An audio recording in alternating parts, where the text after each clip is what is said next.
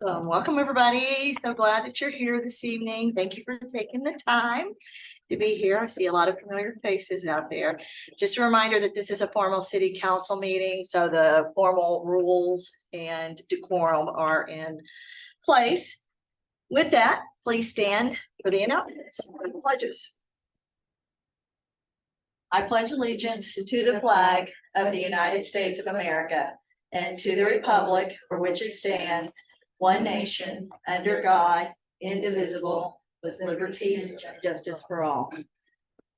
Honor the Texas flag. I pledge allegiance to the Texas, one state, under God, one and indivisible. Thank you. Please be seated. All right, City Secretary. We have a quorum this evening. Councilmember Nance and Councilmember Stevens are not in attendance in person or on Zoom. Proof of notice of meeting, please. Thank you, Mayor. The notice of this meeting was posted by 2 p.m. on Friday, July 12th. Perfect. Thank you. All right, first up, public comments. Do we have any? No, we do not. Sorry, we're having a technical issue. Okay. I can only see his computer. I can't see the rest of y'all. Oh, okay, okay, We're gonna get resituated. okay. No public comment. All right, good. Moving on. All right, public hearings. Let me remind you that if anybody is here to speak on a public hearing, you'll have 3 minutes. Come up to the podium, state your name and your ward, and remember that council cannot respond to you. First public hearing to obtain citizen views and comments regarding the second final reading of ordinance 2024-07-02 and ordinance approving rezone application 2024-06-01. Amending the official zoning map of the city by rezoning the property located at 1003 East Gallego and legally described as 0.5 acres more or less, lying in Brewster County, Texas, Lot 10, the west one half of Lot 9, 2, and the west one half of Lot 3, except the north 20 Veris of lots 1, 2, and the west 1/3 of 3 and block 33, Hancock Addition, south of the railroad, according to the map plat of said addition filed in plat envelope number 112, Brewster County Plat Records, rezoning the subject property from R4 Mobile Home District to C1 Neighborhood Commercial District. Is there anyone here to speak on this? Mayor, can we get the time that you called the? It was 5:32 when it's there. Okay. All right, seeing none, we're moving on. There are no public presentations. There are no proclamations. Moving on to community interest items. Mayor announcements.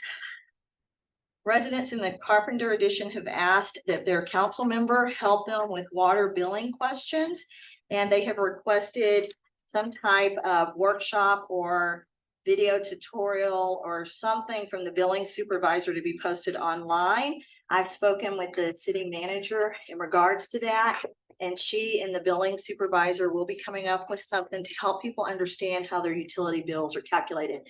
This won't just benefit Carpenter Addition, but it'll benefit all of the residents. And so as soon as we have something, whether it be a video or whatever, we'll post it on the city website, and I'll make sure that it also gets out on social media. Also, be sure to listen to Small Town Big Stories, which is a radio show where we are interviewing residents of Alpine. We are in our 3rd season, so we've had close to 36 interviews so far, and they are quite interesting to hear the history of Alpine and what things were like 20, 30, 40, 50 years ago. So there are some that are coming up that are very exciting. In fact, Jim Street's show will air this Friday at 1:05 and again on Saturday at 12:30. Also, the Alpine Historic Association is working on a historic district. This district will not impose any regulations on the residents that fall under that or the commercial properties that fall under that historic district. Only if the commercial property decides to take advantage of the funds that that historic district opens up, then at that point, if they decide that they want those monies from the state and from the federal governments, then they will have the restrictions. Otherwise, it's just putting something there where the commercial business owners can take advantage of that. The 4th of July, we went back to the old fashioned way. We were reminiscent of 1976 and years previous to that at the courthouse, and it was very successful. There were a lot of positive comments for it being the first time back there in a long time. Everything went really smoothly, so it was fun to see everybody having fun. And Alpine Community Projects and Alpine Business Alliance, two other nonprofits, are also working towards economic development with ideas and reaching out and doing research and talking to other communities and individuals. And Alpine Community Projects has not forgotten about the nursing home. We were talking about it again this week, and we are continuing to work on that. Of course, that takes a little bit of time. All right, and with that, city manager announcements. Just a few announcements. We do have our monthly community cleanup this Saturday, July 20th at the Road Park on the corner of Holland and Fifth. It's gonna start at 9 a.m. All of the communities invited to help participate in cleaning up various areas around Alpine. This is our meeting place. We also have Sul Ross Rodeo X's reunion this weekend. So there will be a lot of activities going on and around town. If you have an opportunity, make sure to go out to the Range Animal Science. They'll have roping and various activities out there as well. And then one of our big events coming up next week, Viva Big Bend. So make sure to get your wristbands and get your tickets ahead of time. It's a fun-filled weekend of different music within our region. It's not just isolated to Alpine. Stuart Ramser does a wonderful job incorporating all the various towns around us, including Terlingua, Fort Davis, Marfa, Monahans. I think there's about 50 to 100 bands. I didn't get the exact count. I stopped when I saw who was attending. I was like, oh, check my box. I want to go. So super excited about those events coming up.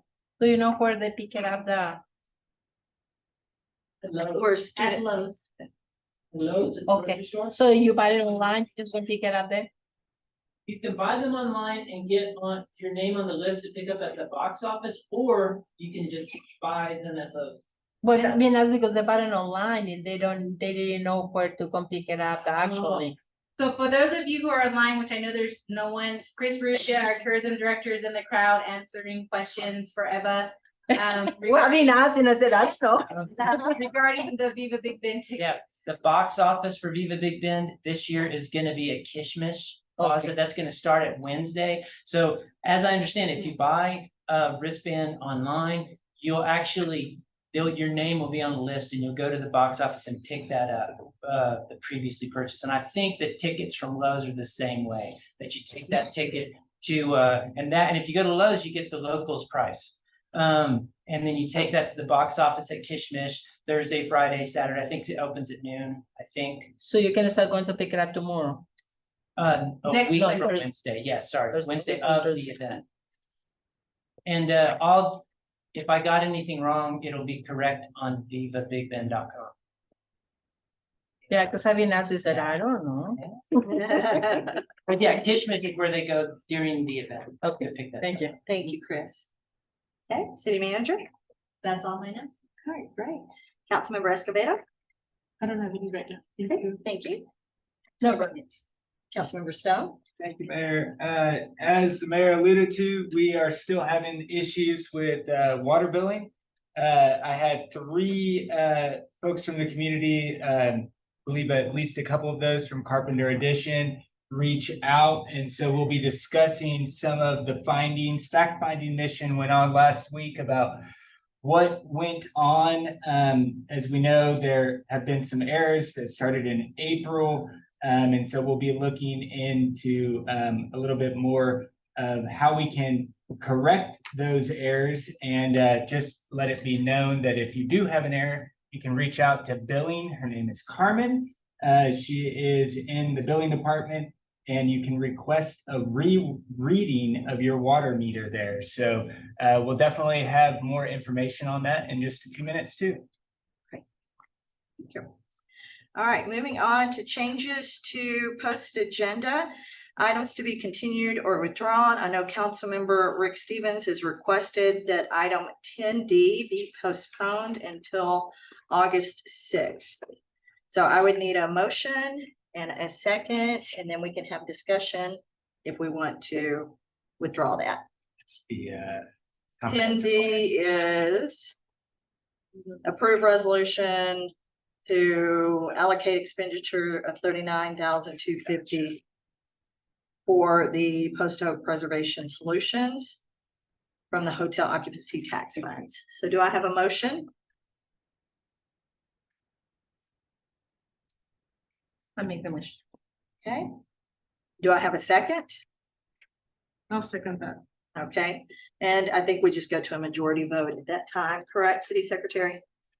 We can get just that vote just to make sure. Okay, all right, all in favor of postponing that until August the 6th council meeting, please raise your right hand.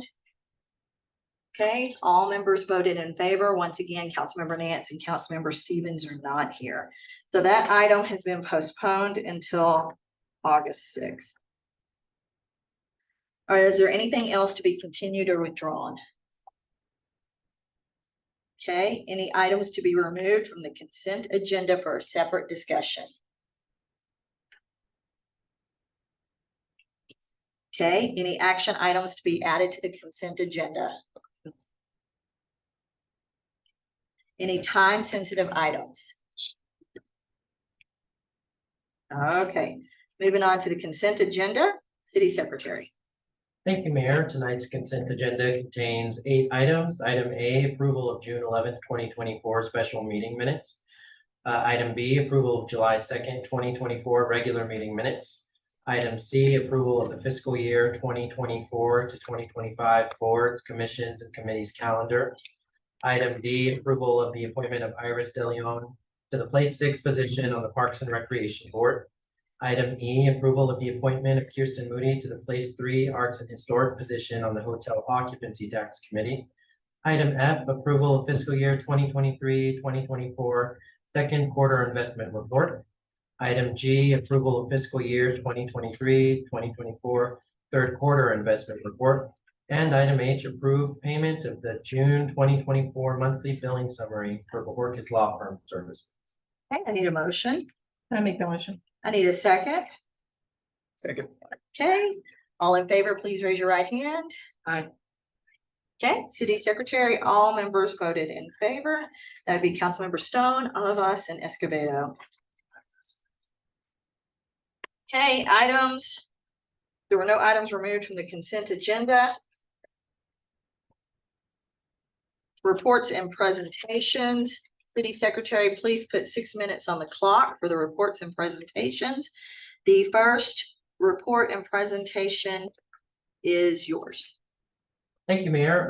Tonight's packet does include quarterly reports and monthly reports that our department has launched. This covers from October 2023 to June 2024. You'll see that there is a quarter summary that covers the whole quarter, and then there's monthly reports that are on an individual basis. All of these provide some detailed information I feel will really increase transparency and let the council and city administration know exactly how we're doing, what's going on, and just kind of a reminder of what board activity is occurring, what kind of how many meetings boards have had, how many meetings council have had. Just basically a plethora of information. So I definitely think it'll be an added benefit. It's part of what the council tasked me with for my goals and objectives for the upcoming year. So I do welcome any feedback, and if you've had any chance to review, I'd welcome some discussion on what you think could be added or removed. City Secretary, I think you have done a fantastic job with this. I also hear it being announced on the radio that you have done this as a way to help increase transparency. And, you know, as council, that's the one thing we want to do is increase transparency as much as possible for everyone out there to know what is going on. I personally don't have any suggestions. I think that this is great information. Councilmember Stone? Fantastic. I think you're doing a great job. Thank you. Thank you. I was very impressed. I read it in fact twice. I liked it a lot. Because you also included the ordinances that have been passed, and that's really important. Yeah, and I figured what we would do basically going forward, I of course asked Megan's opinion on what she thought I should add. She thought everything was good to go, I believe. And the staff were amazing, Thank during you. this important. So my plan is to basically do every month in the second meeting, the previous month, report. And then the second month after the quarter ends to do that quarter summary. So that way everybody knows what's going on monthly. You could say, well, why hasn't this board met in X amount of months? Or, what exactly happened with this or that? So Have you received any feedback from the public? I know they've announced it several times on the radio that you're doing this. no, Not yet. but I do welcome the public to reach out to me if they have anything they'd like to see added on. Okay, great. Is this on the website, on the city It is. website? City.alpine.com/city secretary and click on the reports page. So it's under city secretary. Yes, reports and page. there's a news article right now on the front page of the website as well. Good. They can click on one of the buttons. Okay, perfect. And we did update the directors this morning that this information is available to help them be able to easily find what may or may not apply to. Oh, that's awesome. So. Yeah. Okay. All right, perfect. All right, next up, 6 minutes on the clock, please. City Secretary update from the Director of Tourism. Come on up, Chris. Hello, this, Hello. I did not bring my computer, so for the public's case, I'm referring to the chart that should be in your packet that was distributed, so for the public, it might be visually interesting. Uh-huh. But you happen to have it, you throw it up on the screen, which I don't expect. It's in the packet. It is in the packet, so this was the latest data collection reporting stage that city manager and I have been working on. What you're seeing here is 3 revenue sources that are tourism related: sales tax, short-term rental, this is revenue, and hotel revenue. Sales tax is obviously the total that's collected by the city. The short-term rentals that you're seeing is theoretically the total. It's based on a vendor called AirDNA that we have a partnership with Marfa to collect. It's a service that essentially scrapes VRBO and Airbnb websites to tell in geographic areas what short-term rentals are operating, what their rates are, when they're booked, when they weren't, and it reports that back to us so we can have a sense of that piece of our tourism economy. So that revenue picture is everything that's visible to those 2 sites on the internet. The hotels, however, is a sample. And that's from a company called STR, confusingly. And they were there first. It's called the Star Report, that 7 of our hotels are members of this hotel, I'm gonna say hotel group. They voluntarily share their occupancy and revenue information with this company that then gives them back a competitive or a market report so they can have visibility into what their market's like. And so I was able to buy a report for the last from 2018 until February of this year. Getting month to month would be ideal, but that's 11 times the cost for the historical report. So I bought the one report. So what you're seeing here on the hotel revenue is a sample, but it's a good sample in that Hampton Holiday Inn, the Holland Hotel, Quality Inn, most of our larger properties are represented in the hotel revenue. And so what we're showing here is trends over the last 2 years, starting in January 2021. I encourage folks to dig this up in the packet, because what we've done is we have a month-to-month number for each of these. We're showing the changes over time, the percentage change from month to month.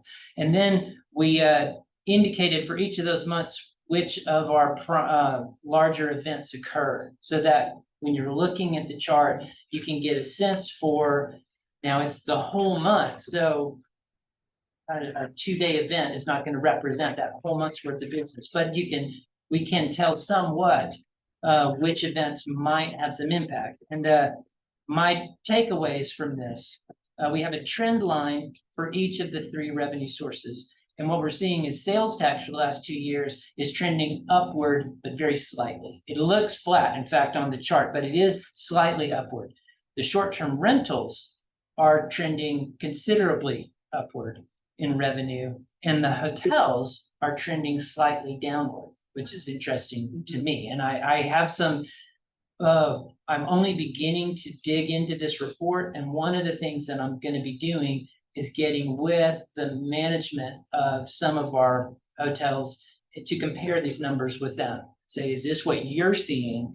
And use this as a tool to start conversations about, well, what are some strategies we can develop together if we're truly seeing a long-term downward trend? What can we do to turn that around from the hotel's perspective? And maybe get some access on an internal basis to some of their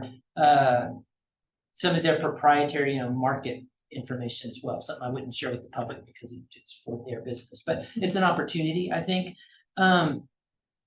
One thing I also noticed is that the short-term rentals, and as compared to the hotels, their revenue is much more volatile month to month. The percentage changes are much larger. They go way down and way up, and partly that's probably because it's a much smaller number of rooms that we're talking about. But when you look at the hotels, the changes are slighter over month to month. And I also, the thing I couldn't say it surprised me, but that was very striking me looking at the data, is that I see the seasonal impacts are the largest impacts. We see spring break by far is the peak every year, and we see the big trough in the summer. And in fact, the strongest evidence for any given event in our occupancy is Viva Big Bend, because we see the trough of the summer, but it makes a little notch in July. That July actually bumps up a little bit for Viva Big Bend, drops back down for August. So that's not definitive, but that's one of the few indications, because the other things that we're seeing could as easily be explained by seasonality as by events. Now, I'm not saying that our events aren't bringing good business to us, because they absolutely are. And having this palette through the year, month to month, of as significant an event as our community can muster at each of those times, that gives us something to promote, gives people a reason to come at that time. I just ran out of time. Yes, you did. Okay, well, I encourage everybody to look at the report and Thank you. ask me questions as desired. Okay, great, thank you. Appreciate it. Mayor, may I make one comment? Just for clarification and for the public and those who are listening. The huge spike in February of 22 is actually an anomaly. One of the businesses within our area paid some back sales tax. A very large amount, 200 and something thousand. So that is an anomaly to our sales tax that I want to be very clear about. Okay, Oh, Great, that's thank what you. it is. Yeah, that wasn't intentional. Okay. okay. All right, and with that, we're gonna take a break. City manager.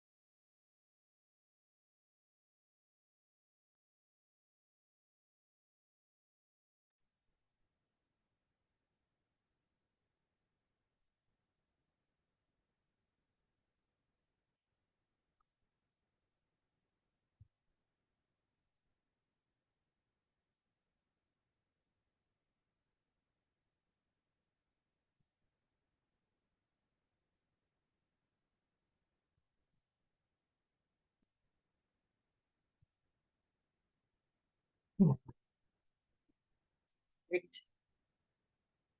Okay, and back in session, 6:06 p.m. Moving on to information and discussion items. First one, Councilmember Stone. Thank you so much, Mayor. Welcome. Today, like to bring open the item of talking about moving city elections to November to line up with national elections to try to drive more folks to the polls as they're already coming. Also to save money for the city, and just wanted to see what council members' thoughts are and perhaps ask the city manager and what that might mean for us as well, so that we can reach out to our state reps if we'd like to do that. Awesome. City manager, city secretary, can you give us the information on what would be required? And then we can continue our discussion here. It would take an act of the legislature to change. Okay, They opened it up in 2016 and allowed cities at that time to choose if they wanted to move to November. But since then, it's been individual bills that have authorized cities to move. okay, So we would need to engage our representative for the area and see if we can get in on that. Fort Stockton recently changed theirs the last legislative session, so it's definitely possible. okay, In fact, we were the way that it was worded, excluded Brewster County specifically because we're so large. It said excluding counties, over XYZ people.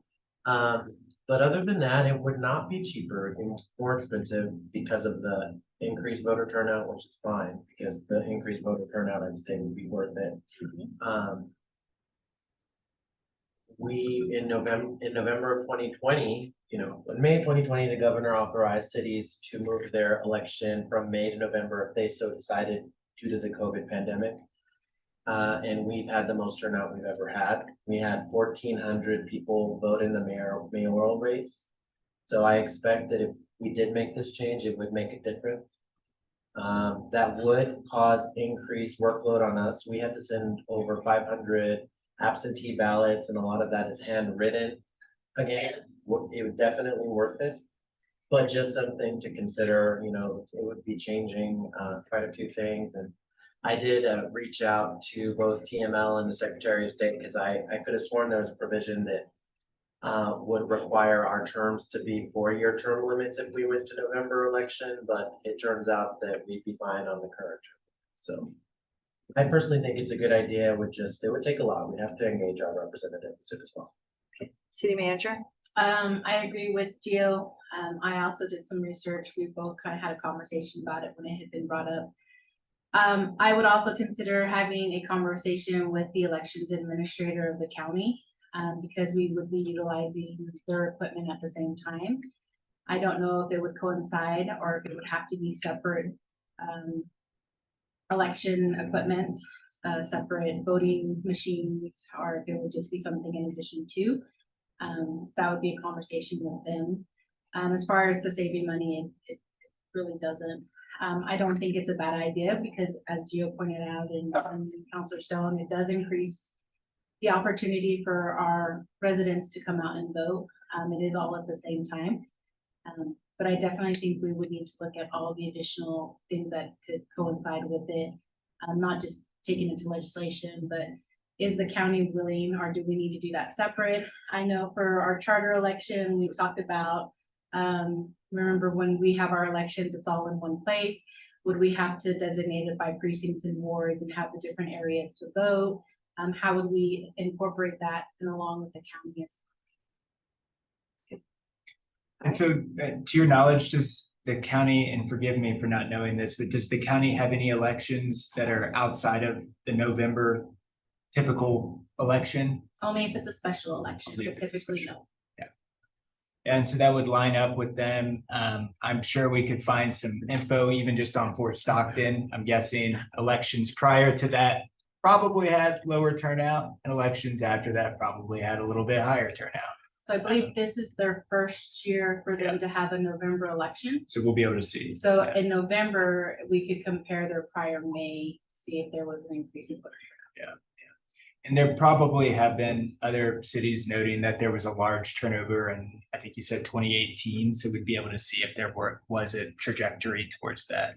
And noting that a lot of the elections, I think the special election, it was somewhere in the ballpark of $6,000 this past May. And so, we saved that, but perhaps have to put money towards November as well.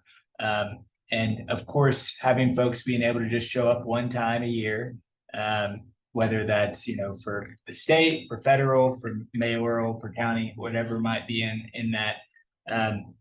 I think it'd be a great idea and a great opportunity to at least start looking at, posing towards our elected officials and trying to see that, but want to open it up to other comments and views here too. I agree with you. I think anything that increases voter turnout is a good thing. Yeah. Councilmember Alabas. Okay. Councilmember Escobedo. I think it's a good idea. I mean, that way it's just a one-time thing. And, they're not having to ask or get confused about anything. It's just straight. Yeah. It's well worth it. And just a note, like, I remember Councilmember Stokes sitting up here in early May noting that we had an election like the day before Cinco de Mayo and stuff like that. And that can definitely get hairy, in a community that celebrates that, rightfully so. And so we have an election in November. And so I hope that we might, continue this ask to our elected officials. And again, just looking for what the next steps might be.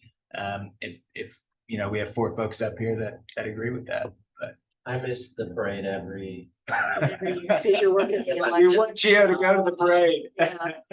All right, so city manager, what do you see would be the next step? And do you need a council member to do some, do you need them to reach out to the Brewster County Laura Nussbaum election official? How would we get this going is what I'm trying to say. What help do you need? I think the first thing is a follow-up email I'll send to Laura Nussbaum in regards to the elections and how it would interplay with their elections. A resolution is always definitely good support coming from the council to provide to any of the Congress, our representatives in our state legislation. Also, we are trying to utilize TML to provide that additional support so we can get that to them as well. The call for assistance from the various groups is coming up fast because legislation does start in a few months. So I think first I'll get you guys the election administrator and maybe see if she can't come and do a presentation or just provide a very detailed email that we can see if there will be some confusion there. Get a resolution prepared for the next city council agenda, requesting that change. And then just everyone reaching out to our Congress and state representatives so that we can see if they're willing to support it. And 2 things just to follow and then perhaps bring it into this is, we have something good because this has happened a lot throughout the states. There's probably a copy paste, bill that we can find somewhere. I would guess that our senator or our state representative have done this before. And then also, would either of y'all council members like to be a co-sponsor of a resolution like this?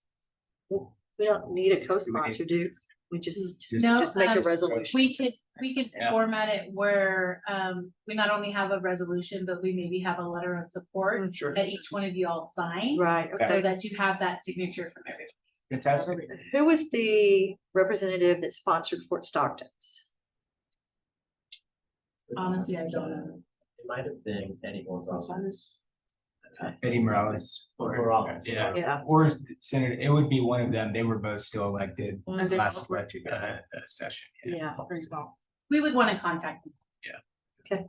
All Thank you. right, so we're set for August 6th then to look at a resolution. Okay, perfect. All right, moving on.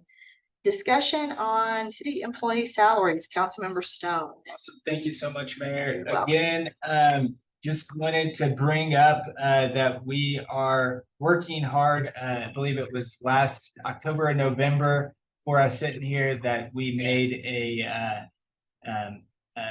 an ask of the city manager to raise minimum city salary employees to $15 an hour. That is one of my priorities, and I know that the council sitting here before, of course, they asked that. Just want to see, I know we have some updates coming up here shortly. But at the same time, want to make sure that we would be able to ask questions during that as well. And so I want to make a quick parliamentary ask if we would be able to ask questions during that presentation as well. Yes, because it's listed in the agenda. Very good. And then we'll just wait until we get to hear from you, Megan. Thank you. Okay. All right, moving on. Next discussion item is city manager.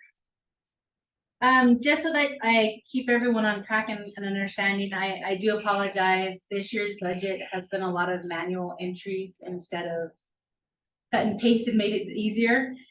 Just an update, council has received a draft copy of the capital improvement plan. I did slightly change it for those of you who've had a chance to review it and included what I consider probably the most important part, which is the introduction. So the introduction includes an overview explaining our capital improvement plan. I also included capital assets, and at the last meeting I mentioned one of the things that we do as a city is we include assets in our plan, which really shouldn't be part of a capital improvement plan unless it's part of a larger project. So I did include that information. It also includes the process. I thought that was really important for the public and for the council to be aware that we do have a continual process with our CIP plan. Even though it is a 5-year plan, we've had a dump truck on there for 13 years. So it is constantly changing. Priorities go up, priorities go down. What I included in the actual detailed information is where you'll see whether it's on hold, which means we're looking at other options or projects that are more important. If it's been postponed because that's not the direction we want to go, or if it's actually been completed. So I give a little understanding of the process is a continual process. The funding, I thought this was really fascinating to put in here for the 5-year capital improvement plan. So this capital improvement plan allocates $10,692,429 in capital projects and assets. So that's over a 5-year time span. 784,000 of it, $495, is in desk assets. So I thought that was really important to differentiate before those. I also wanted to include where the funding comes from. I know when I say 10 million, everyone probably has like, where are you going to get 10 million? Because we don't have it. The funding comes from a variety of sources, including bonds, our capital reserves, our water and wastewater revenue, cash grants, and other funding sources. It is important to understand that there are numerous ways to bring this in. The fastest way to complete a project is 1, to have that reserve account ready for it and plan ahead of time, or 2, go out for the bond, especially if it's an emergency type situation. We don't want to continue to postpone.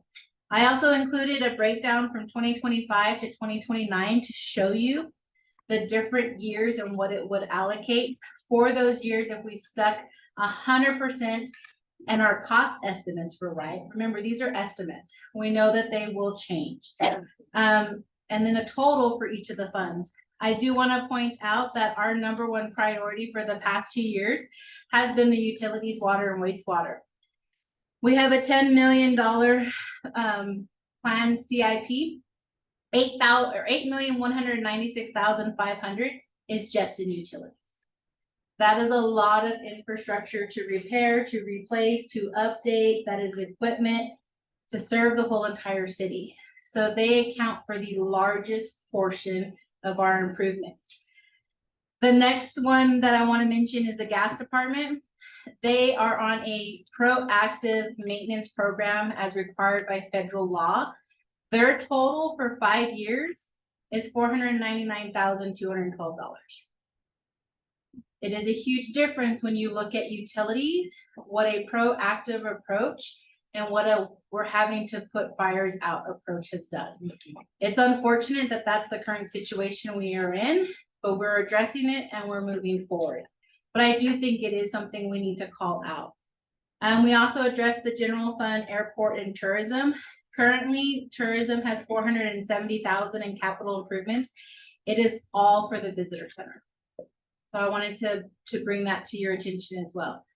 The next portion of the CIP includes kind of a flow concept to kind of give the residents and the council an understanding of how this process actually works. We go out for a call for projects, we get department discussions.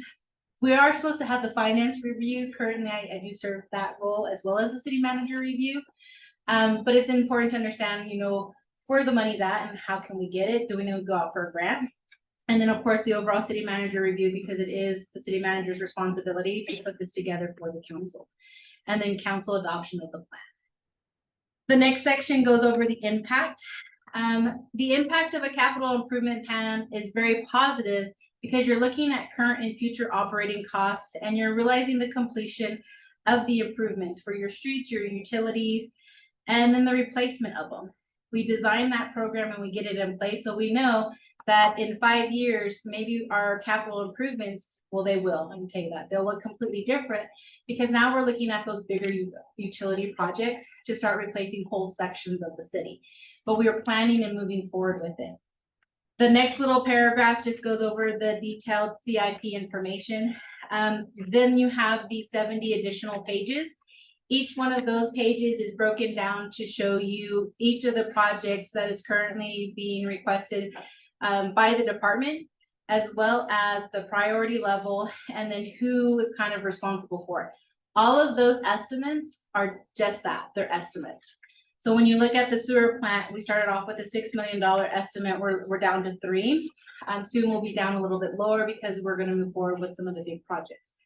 So I wanted just to kind of give an overview for the public. It is available in the I'm skipping the rest of this year. The August 6th council packet, and then it will also be available online once approved.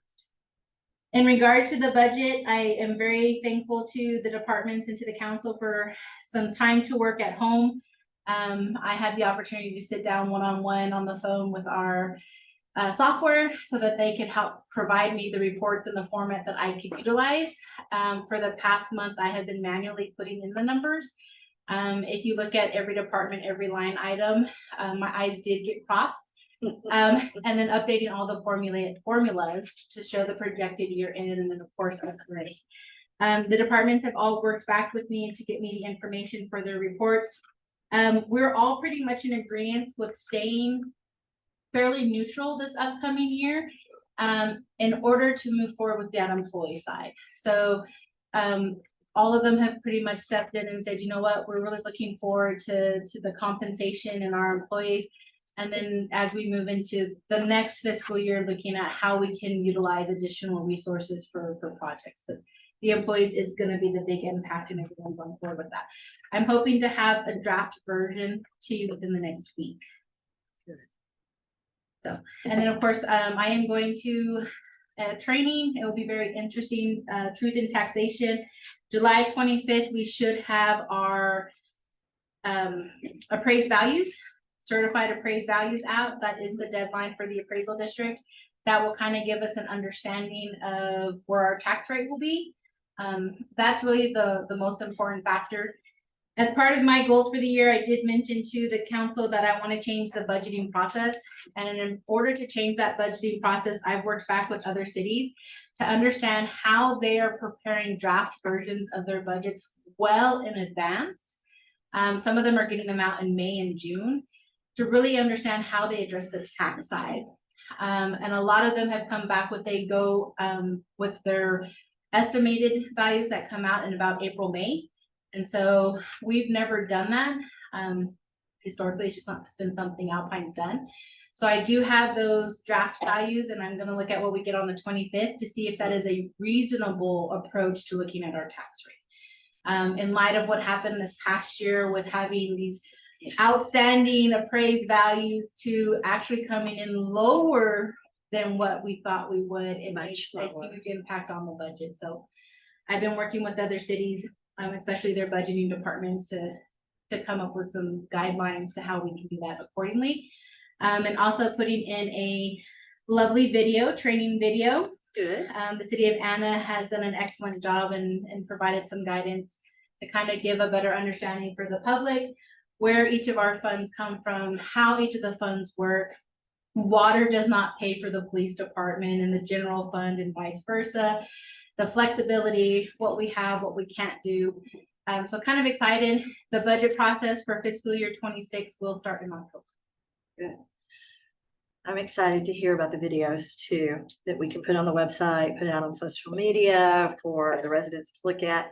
Of course, the shorter you can keep it, the better, but that way you don't lose the attention span. You can just do a Zoom and record it, use that, or Screencastify is one that I like to use, but I think it'll be very helpful. I'm excited, but Yeah, they said no more than 2 minutes. So Right. they do, it's a little series. Yeah, that's really what you should aim for, because nobody wants to click on a video that's 10 minutes. And then I found one city, and I really wish we honestly could afford to have this company do it, but they do a budget walkthrough and have, it's kind of cartoon characters, but it walks through and flips the pages of the budget and explains exactly where everyone's money is going. Was fascinated enough for me to watch the whole thing, but I do enjoy finance. That is my background, so of course I enjoyed it. We can easily do that. So I know some websites. Being a teacher, I know. it was really nice to see what that dollar broke down into. Yeah. So, but like I said, I hope to get the draft out. I do apologize. It has taken longer with the technical hiccups. We do it in Excel spreadsheet. Our software doesn't allow for the addition of certain information that council has requested. Councilmember Escobedo? Thank you, Megan. You did a wonderful job, man. Working all that hours and that so hard. Thank you for keeping us informed. Councilmember Stone? Thank you, Mayor. Want to echo the same thing. Thank you, Megan, for all your hard work here. In addition, I just want to say it feels so good when, especially you find a report that actually works for you. So I'm glad that I'm hoping that time saving will continue into future months of payroll or other finances that you're putting your hands on. Two places I just want to ask really quickly, and these might be slightly related. I kind of got lost in the council packet. I might have to start being a paper guy, but It actually helps. it sure does. Yeah. With that, Yeah, because I can take notes. I wanted to make just a quick look at it with the visitor center. We love our Visit Alpine folks. Noting that there's nearly, I think you said $400,000 somewhere around there in that account, and 470. That's not going to be used this year, I'm guessing, all of that. No, so currently the budget I have not put any capital improvements. We do have some that we had budgeted for this year that we did not move forward with, that I will move into this upcoming budget. Okay. But I wanted to make it clear to council that capital improvement is there. And it's really your decision as a council to decide if all these capital improvements need to take place. Sure. Or if this is something we want to phase out, or if this is something we're gonna address the priorities, the rest we're gonna wait until we understand. Sure. But I do wanna put it all out there because I do try to include all of the department's requests. Yeah. Yeah, and with that, I keep coming back to, maybe it's a pipe dream, but it's also, I just want to, have kids having a way to, and also to take some pressure off of our pool department. Recently read an article, I think from Texas Monthly or Texas Tribune, talking about phasing out so many pools around our state. And I know our pool is aged as can be. And so every single year we have, we try to start earlier and earlier and making those repairs, whether it's plaster or something else. And so I want to come back to the idea of trying to we already have $50,000 ready to go for a splash pad. If there's possibly a way to be able to move some dollars to be able to get that project funded. And just noting that we might have to implement it in like stage 1, stage 2, if we can get a smaller splash pad. I'm thinking, trying to get folks to be able to go to our south side and also to be able to have kids that can play over there, noting that the pool's on the other side of the town and only open for a couple months out of the year too.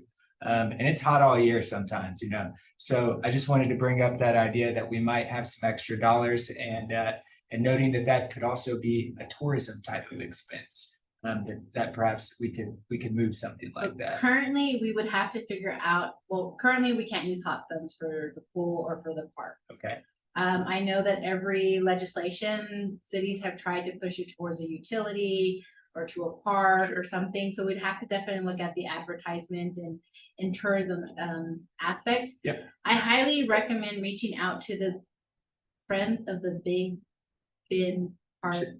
Kids, Yeah, kids is in there. an organization that we'll see every once in a while on Facebook. So Yeah, the reason why we only put the 50,000 is because they were gonna raise the rest. the other side, yeah. I don't know, I know they're still fundraising, I know they still on occasion attend some of the events and they'll have a little booth for people to make donations. Sure. It would be really understanding where they're at, from a financial standpoint, what do they have towards this project? As well as getting a new cost estimate. The 300,000 that's in the CIP is probably about 4 years old. Could be more than that. Chris, do you know the name? It's Big Bend Parks and Recreation for Kids. Big Bend Parks and Recreation for Kids. Yeah. I know, correct me if I'm wrong, but I think they're in flux because their president moved So to Wyoming. TK, yes. Yes. She's relocated.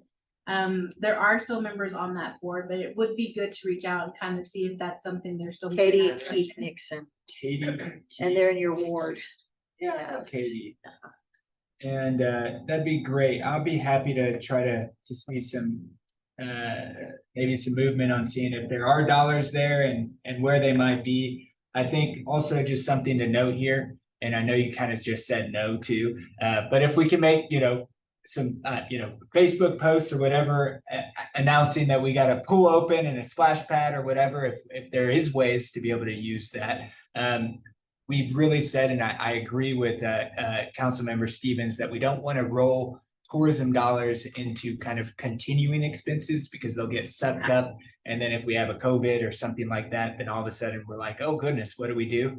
But this would be like a one-time expense. And then we have a project that's there, for whatever the lifetime of that splash pad might be. So there's also the possibility of moving some of the reserves around to put additional dollars towards it. Sure.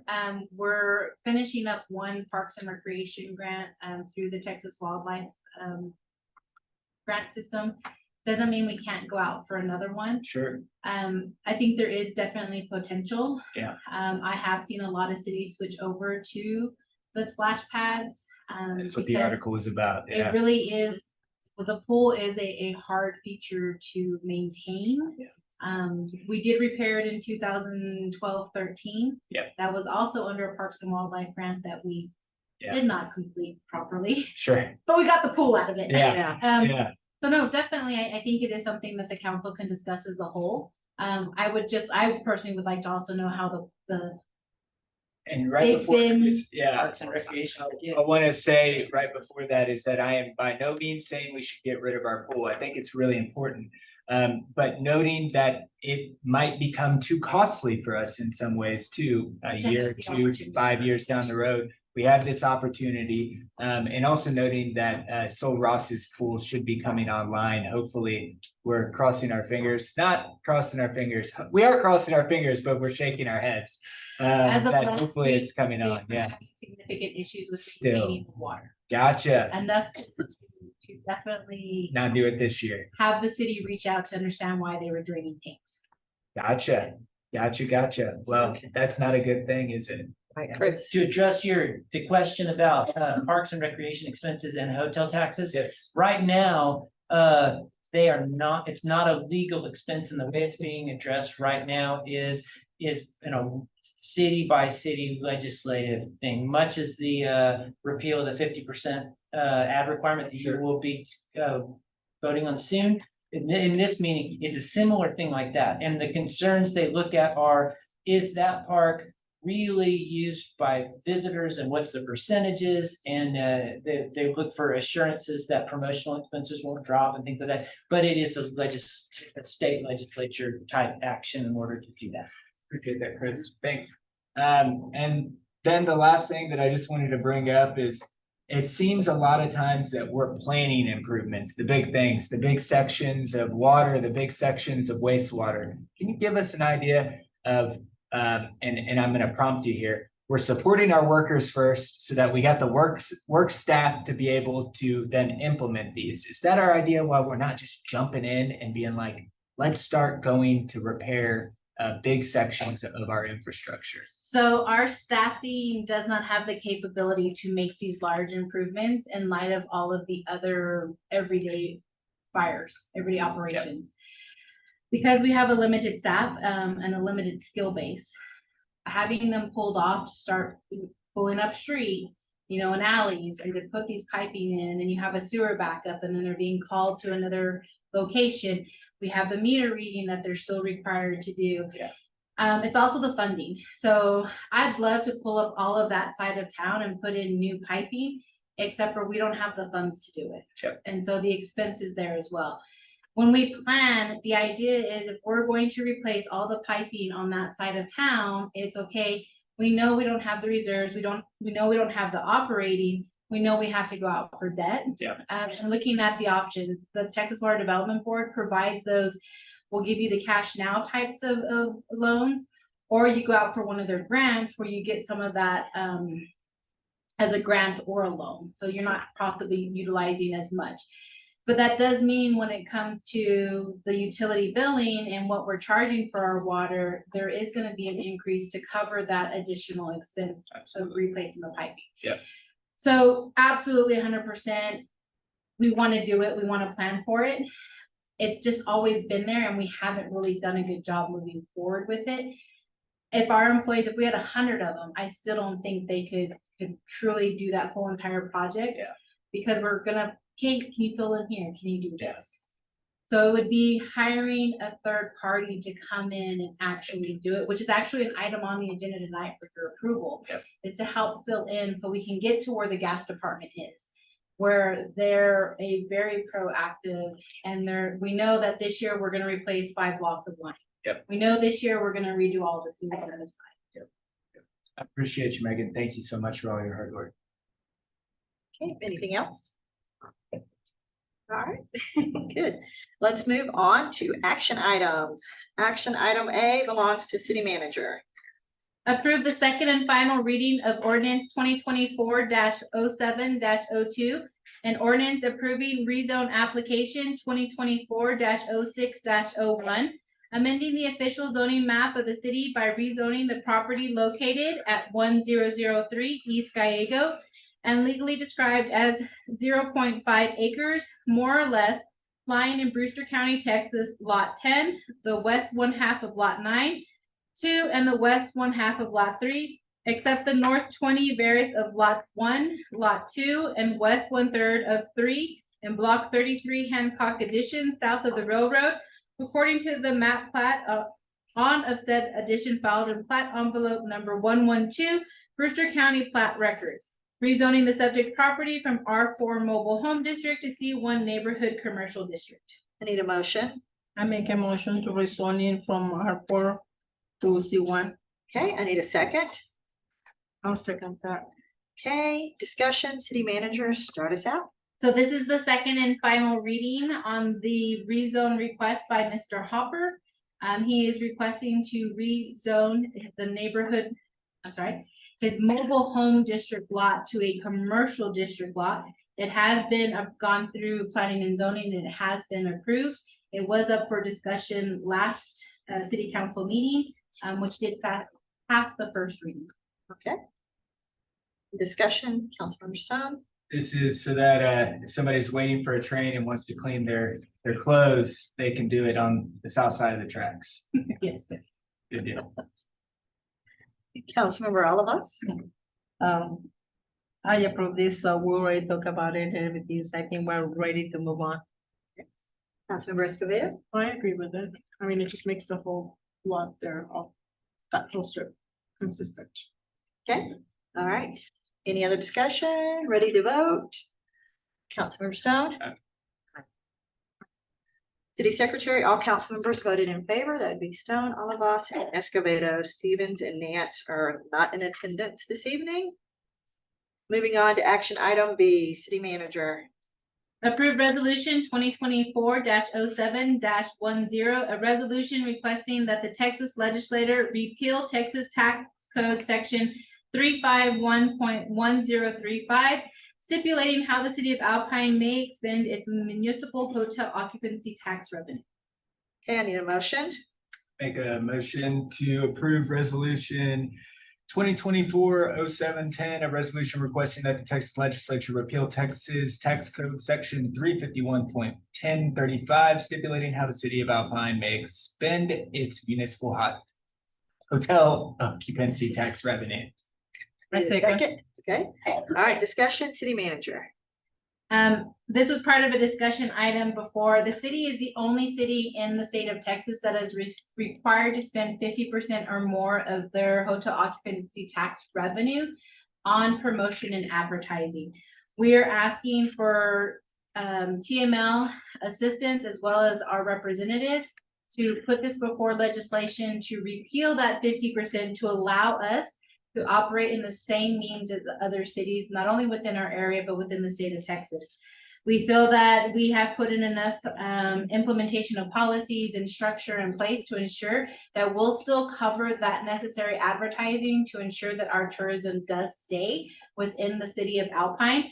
But we just really want to have that opportunity to operate the same way as the other cities. But also when we have additional legislative thoughts, putting it towards utilities, towards parks, if we were to pass that through legislation, it wouldn't have a huge impact on the city because we're tied to that 50%. Councilmember Escobedo, I'm agreement. Definitely agree. Councilmember Olivas. Yeah, I'm agree with this. Did anybody has contact any of the representative, the congressman or state representative, like Kiseri, whatever? I don't know if any of the council members have. I was waiting for this to come through so that I could attach it to the email to show that the council is in support of it.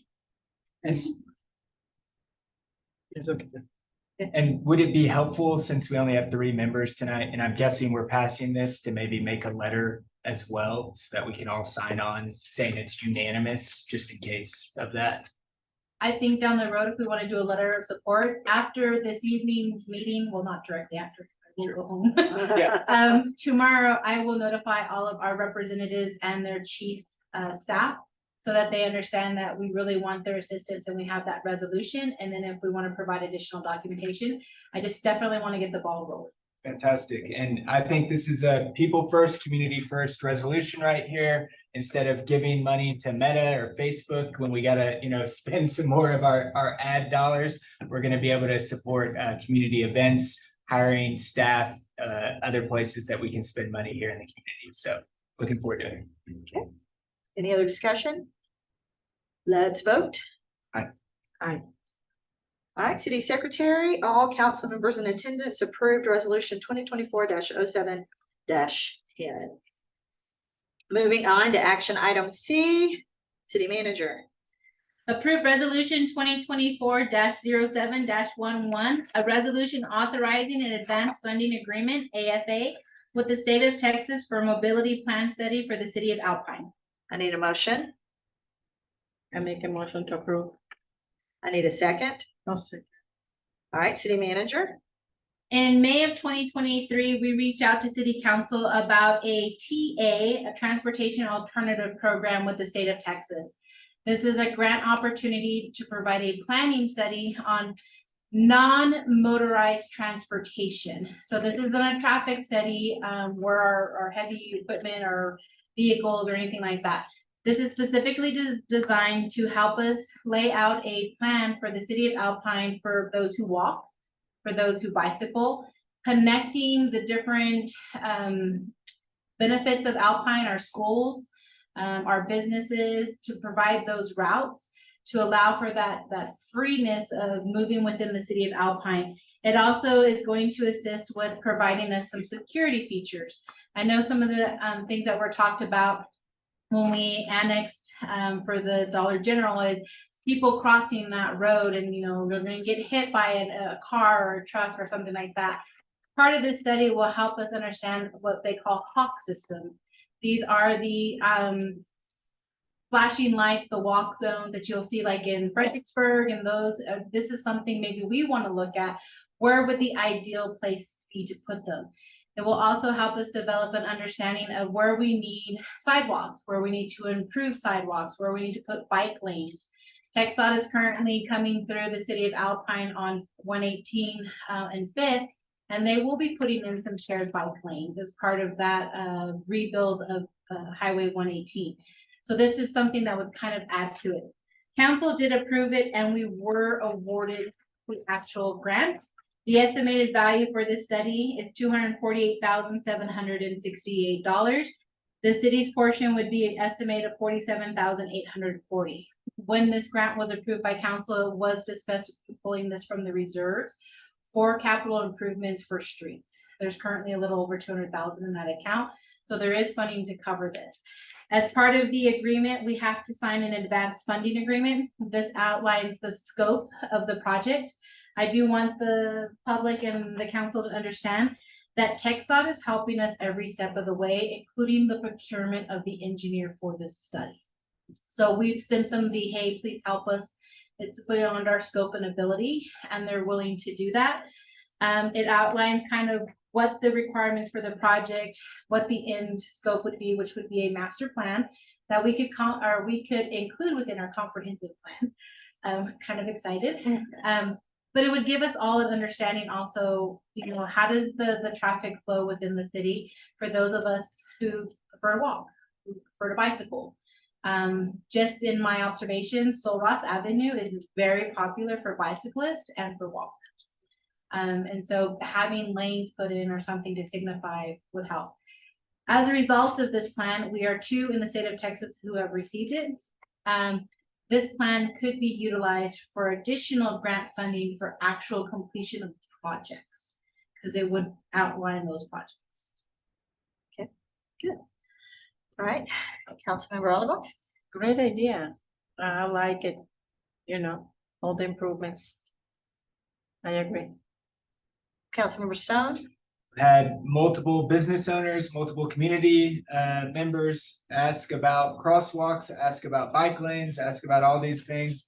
I'm glad we're taking a step. I'm sad that it's gonna take a few years to actually get something put in place. I think we know this community well, so I'm further sad that we have to spend $40,000 to do it. But I understand that TxDOT will need this to be able to actually implement it, especially along our state highways. Yes. And so with that, and with knowing that TxDOT is making improvements on 118 North, which they're calling bike lanes, yet they are just protected parking spots for cars.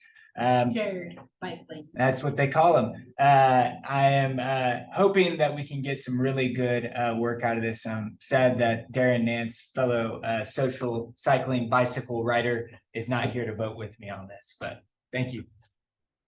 Councilmember Escobedo. Well, I think it's a good idea. You know, I mean, I don't walk a lot, but my daughter does, and I see other people, especially like on Murphy Street.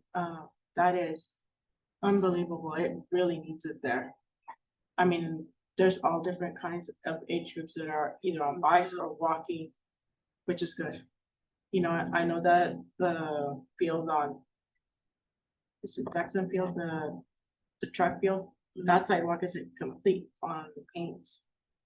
But yeah, it's needed everywhere. And I do want to point out that second time I called him a doctor, Darren Nance was the big initiator on it. Yes, he was. We'll give props to him. Okay, are we ready to vote? Yeah. Yep. All right. Aye. All right, City Secretary, Resolution 2024-07-11, a resolution authorizing an advanced funding agreement was passed unanimously by City Council. Action item D was postponed until the next City Council meeting. Moving on to action item E, City Manager. Approve Lizard Bob construction for utility pairs to include Highway 118 water leak, Gallego and Phelps fire hydrant, and 8th and Uvalde sewer line replacement. Okay, I need a motion. I'll make a motion. I need a second. I second. Okay, City Manager. The reason why this item is on the agenda for council approval is part of our requirements is to get 3 quotes for vendors that are projects that are gonna exceed $2,500. We are unfortunately lacking people we can get quotes from. And I wanted to bring it to council's attention. I know that there's been discussion with the poor fire hydrant on Phelps and getting someone out here qualified to be able to repair it. The sewer line on 8th and Uvalde, they literally work on that every other day until they get pulled away for something else. So having the continuous ability to actually fix it without having to go to a water leak or having to go to another issue.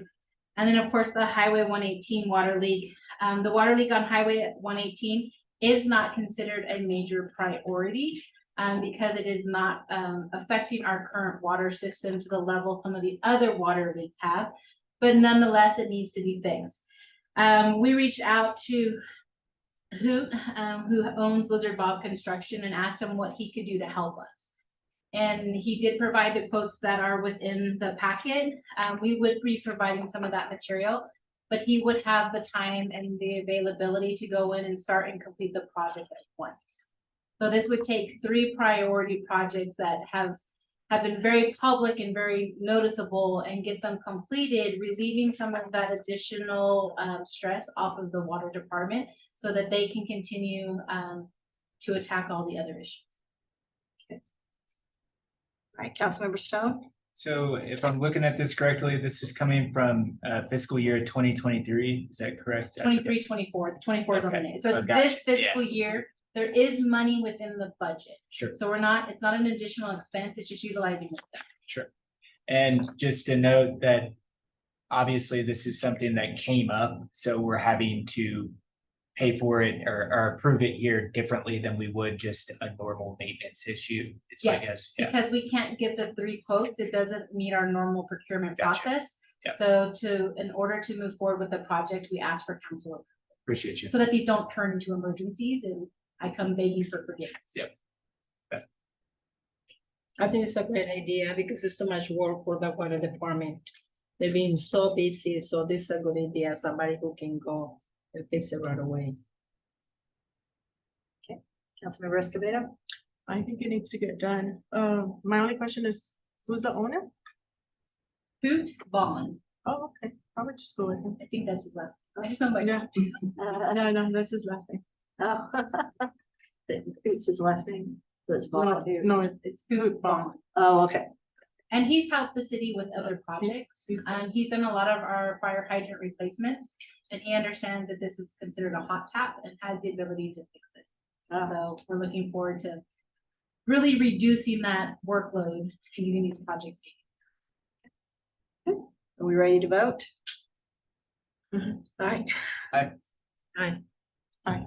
All right, City Secretary, Council unanimously approved Lizard Bob Construction for utility repairs to include Highway 118 water leak, Gallego and Phelps fire hydrant, and 8th and Uvalde sewer line replacement. Moving on to action item F, City Manager. Approve proposed city charter propositions. Okay, I need a motion. Make a motion to approve the proposed city charter propositions. I need a second. I second. Okay, City Manager. I am actually gonna allow council to have the conversation with Alessandra, who is currently online. Council, Mayor Eves is the one who put together all of the propositions, and we've gone through several meetings and discussed it. Removing some, adding some, trying to update as necessary. All of these were provided to our legal team, Alessandra is representing, and she provided some feedback. I think it's important that we do have something prepared and approved tonight, because we will have to do the order of election on August 6th. And we'll want to include the proposition language within that order. So there are multiple comments that were left within the propositions provided after Alessandra's review. I hope that each one of you had an opportunity to look at it so that you can have a good conversation with the legal side. I think the legal side can guide us a little bit better than I do. Okay. All right, Alessandra? Good evening. A lot of my comments were just kind of adjusting language. They were not super substantive. So I'd be open to hearing, questions that you have at this point, if you were able to look at any of my comments or just other questions. So do you guys want to just go through each one? I know for like Proposition A, she indicated that 5 years is sufficient, most practical option for the city. I know that when it was discussed, the decision was to go to the 10 years. We would need to formalize something tonight so that we can get that so approved. Okay, so she said on there, I think 5 years is sufficient and might be the most practical option for the city, but the city could always set it to every 2 years to match the state legislative timeline updates. If I remember all the discussions that we've had dating back to like April, maybe even March, I'm not sure. Council was talking 5 years, 10 years, 2 years. I think that it was finally settled, and we had voted on this as this council for 5 years. For 10, I thought. It was voted on for 10, and that's why it's in here as 10. Oh, is it in here? It's 10. Yes. Okay. It's because we were, Stevens and Nance didn't want to tie our hands, or I guess future council's hands. Right. And it was also decided that the ordinances, Well, it says in our proposition every 5 years is what it says here. Because I think that we decided I on didn't- 5 years. I didn't update everything. Yeah, I think that we decided every 5 years because 10 seemed too far. The legislature meets every 2 years, which is why Alessandra says that the city should strive for every 2 years. And then we discussed that it doesn't necessarily have to be council. Council can appoint a committee to actually work on updating the charter. And then also it's just a matter of going through and reading, okay, is there anything that has been added by the legislature that we need to add or that we need to subtract? Sure. Point of inquiry, is the paper copy and the internet copy, are they different right now? Because I have 10 on. So it's 10 in the red and it's 5 at the top. So which one is The the? change is. So I didn't get all the updates within there. My notes had 10. So what do you recommend, Alessandra? 5, 10? I know you said 5. 2, but 2 years as if you all really wanted to, be super, I don't know, just diligent with it. But I think that 5 years would be sufficient. I think that 2 years, we also would be moving by ordinance to update things anyway. We would be on top of those legislative changes. Charters, I think usually 5 years is pretty responsible and sufficient. So do we need to vote then on changing it to 5 if that is brought up? The current motion on the table is to approve the city charter propositions. I recommend after review that it be amended to include the amended decision. Amendment on the Okay. amendment. yeah, It would be a motion to, after the whole discussion, to amend the original motion as discussed or something. like that. okay. So we're gonna change that one to 5, so that would be one amendment, or part of the amendment. Is somebody keeping track of this? Okay. One amendment, okay. I know that's what you originally wanted, Mayor. Is everyone else cool with that? I would rather have the 10 since we had all, We had all agreed Agreed to on it at that moment. yeah. I mean, because we do have 2 council members that are not here. And I wouldn't want to go back on that. I don't know. But And Mayor if said that if we you can need to get a have vote the right date. here that changes it, that's fine, but I don't know if we can make that change right now either. I We just, can. I just didn't catch the 10. I was focused on the red. Yeah, And there is still a majority present, plus the voters would have to approve anything. Sure. as well, so Yeah. it's something to keep in mind. and our legal team says 5. Sure. Is better than 10. I'm with you if you want to make that change. I don't know if we'll have the vote or not. I mean, we might with that vote. 5, 5. I want to do the 10. okay. But we have the vote, so we have 2 council members. Well, so if it wouldn't pass a majority right now, so if she would vote against it, I would just probably leave it at 10. Because that would mean that a motion to approve the amendments as discussed would not pass, see what I'm saying? Because there wouldn't be A majority. Well, I guess it is the majority. The majority of who's here right now. Yeah, we're the majority who are here and then. I don't know, that's up to our parliamentarian to decide, I guess. I mean, well, it technically would pass. That's what I was saying is if we actually had the votes, and I wasn't saying if we had the majority here. I'm saying. We have a public vote. So we have 2 of 3 wanting 5 years. Does that pass? What the lawyer said. Alessandra? For you all to move forward with the motion, yes, that would pass. Okay.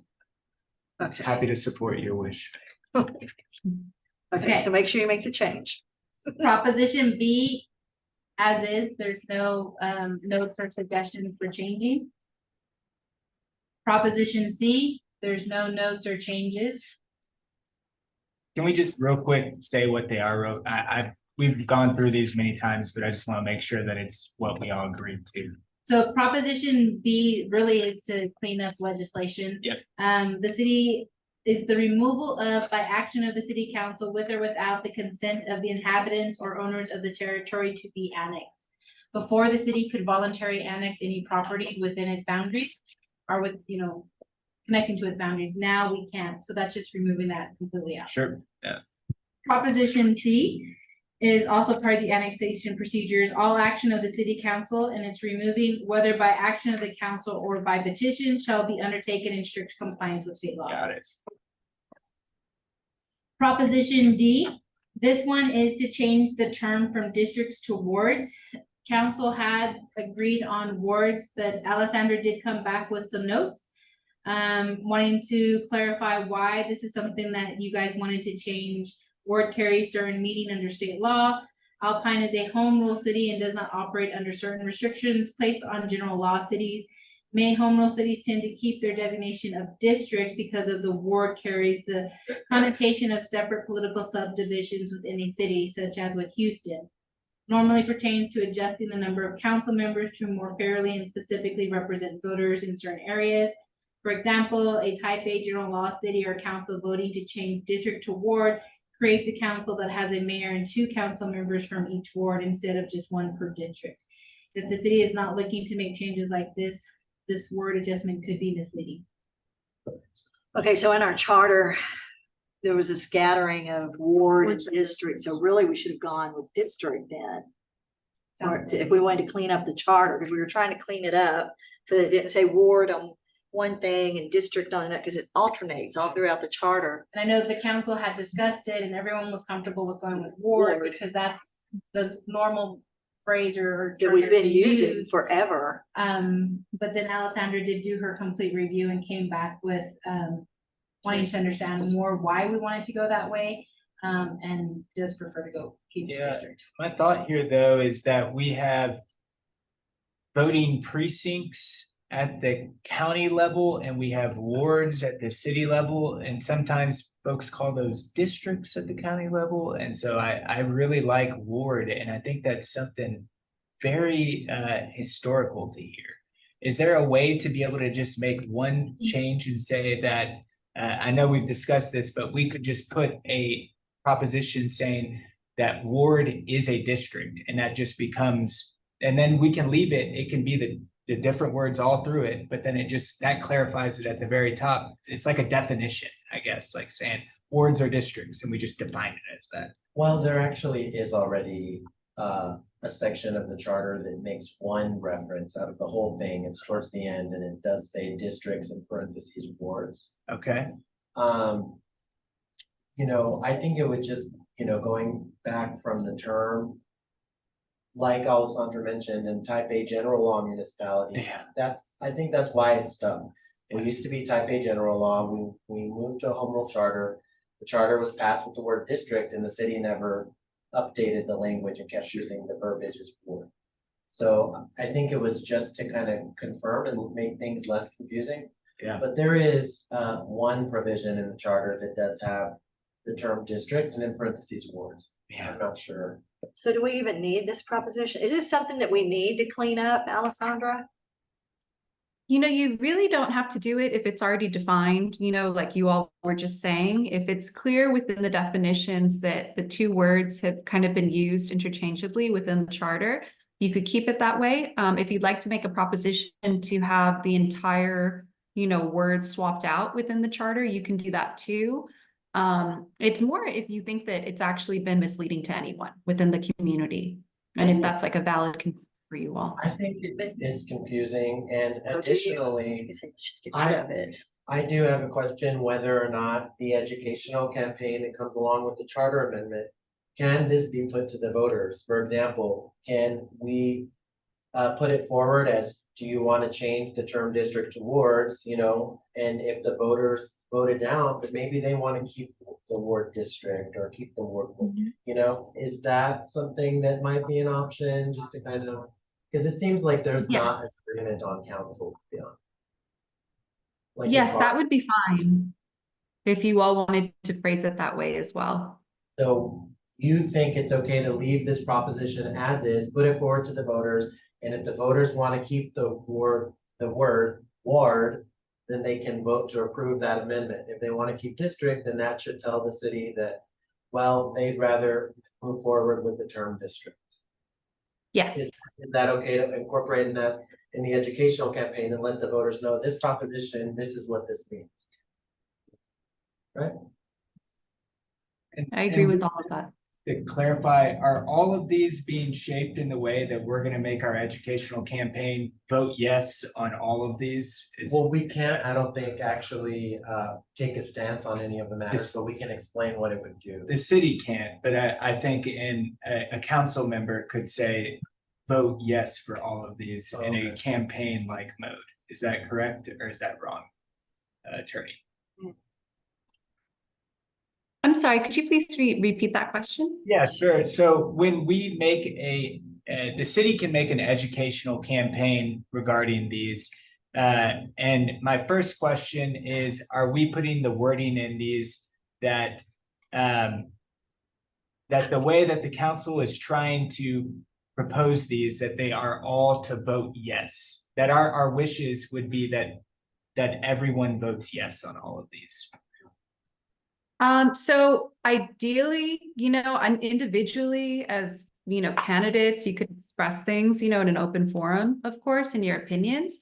But I would not, make a statement as a council that all of the propositions have, an ideal answer of yes to them.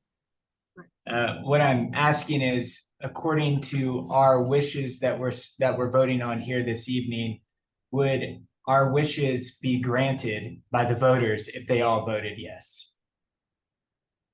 Whatever. I think they would. I'd have to go back and double check the language. I know that that all of the propositions have to be voted as a question, but I do think that basically the changes that you all have put in motion, that the way that each proposition is phrased now, yes, just voting yes would indicate that those propositions would then pass. But I'll double check that as well. Okay, because we want to make it as easy as possible. And then my second question was, if individual council members wanted to educate members further and prompt voters to do the wishes of the council, could individual members on the council ask voters, whether it's on Facebook, in person, or other places, are we allowed to say, vote yes on all these? It's good for the city. And I know that's very brief in the way that I said that. Your relationships and your conversations with constituents, one-on-one are very much your own. So if you'd like to do that, you can do that. Very good, thank you. So Gio, you think this is needed? You don't think we should just get rid of this proposition altogether? I think it should be clarified one way or the other, and it doesn't seem like we think there's really a consensus, so I say why not put it to the voters and let them decide if they want district or ward.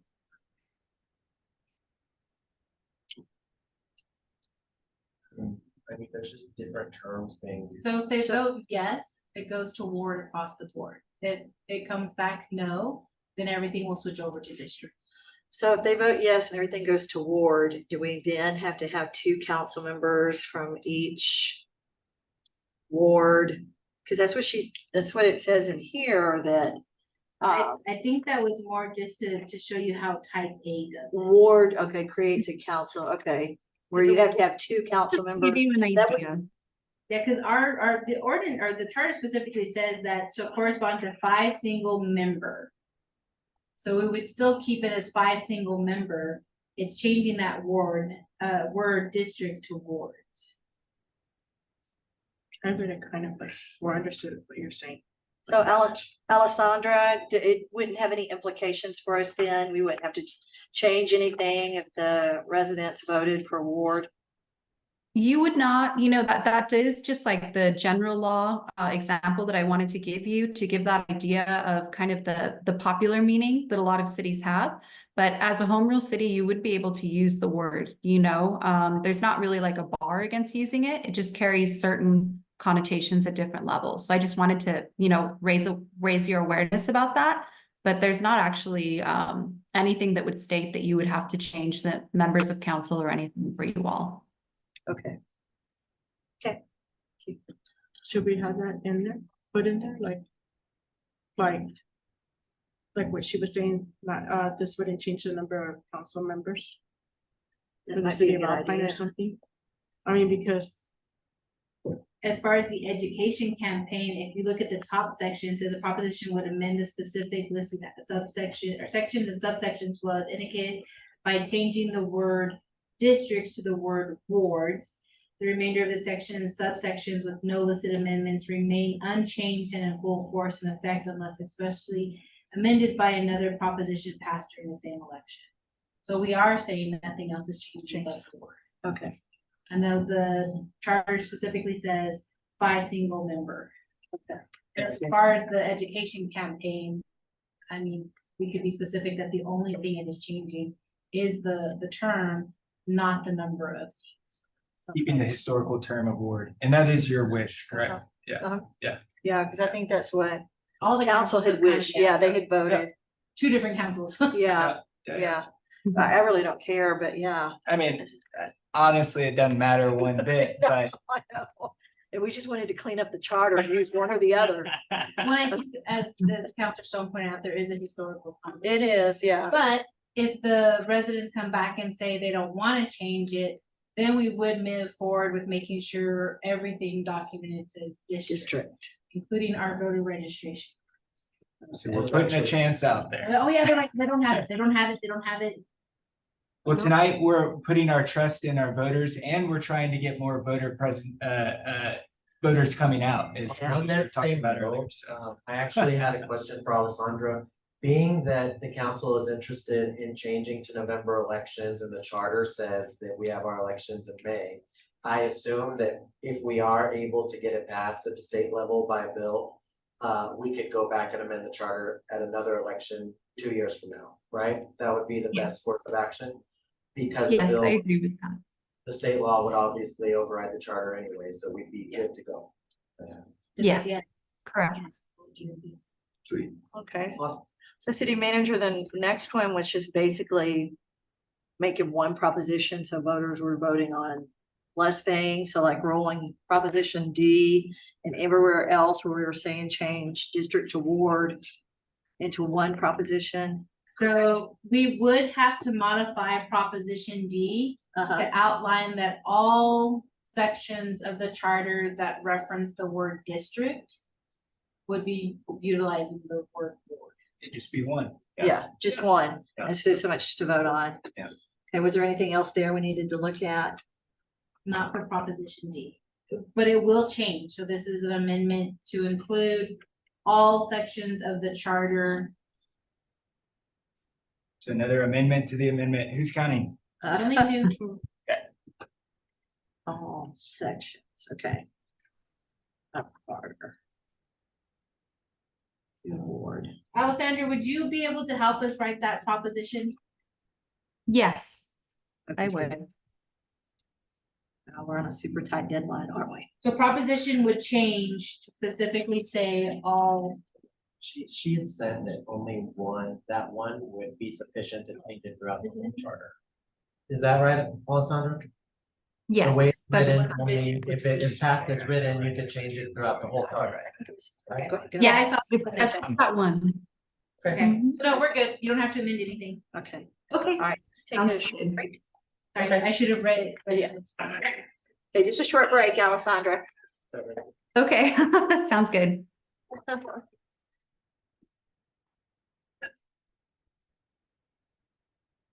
What does our voter registration say? Doesn't say anything. It just says, that- Before, a long time ago, it says. a long time ago it did, but now it just says. that- Oh. I'm stuck on the one that's on my refrigerator. I still have mine. I still have, yeah. Two dozen. Like, I remember having that, but you're right. Yeah, I have one. Yeah, okay. Mm. So here,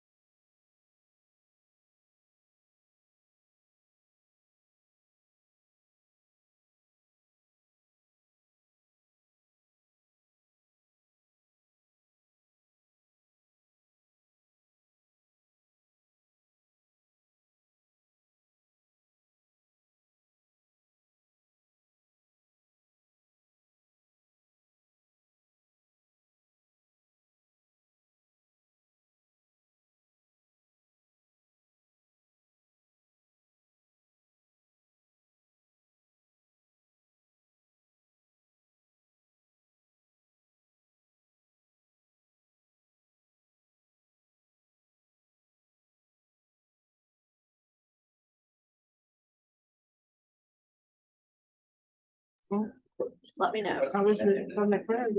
Oh, yeah, I know. I'm like, no. Looks like I had a bug in my seat for a second. I was like squirming over here. Oh, my No, God. I'm just, it's just that kid in the back seat that was waiting too long.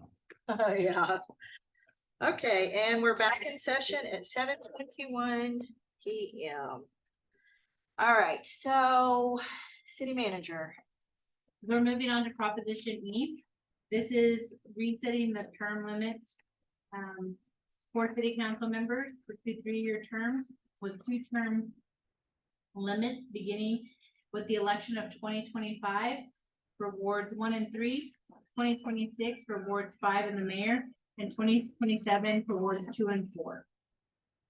After 2 terms served, the council member or mayor must sit out for at least 1 year before becoming eligible to serve on council again. Alessandra, if we can get your input. So that would be an okay amendment for the term limits. You know, it's kind of what you all think is most practical, and as well as in the, you know, good governance of the city. But those options are all right.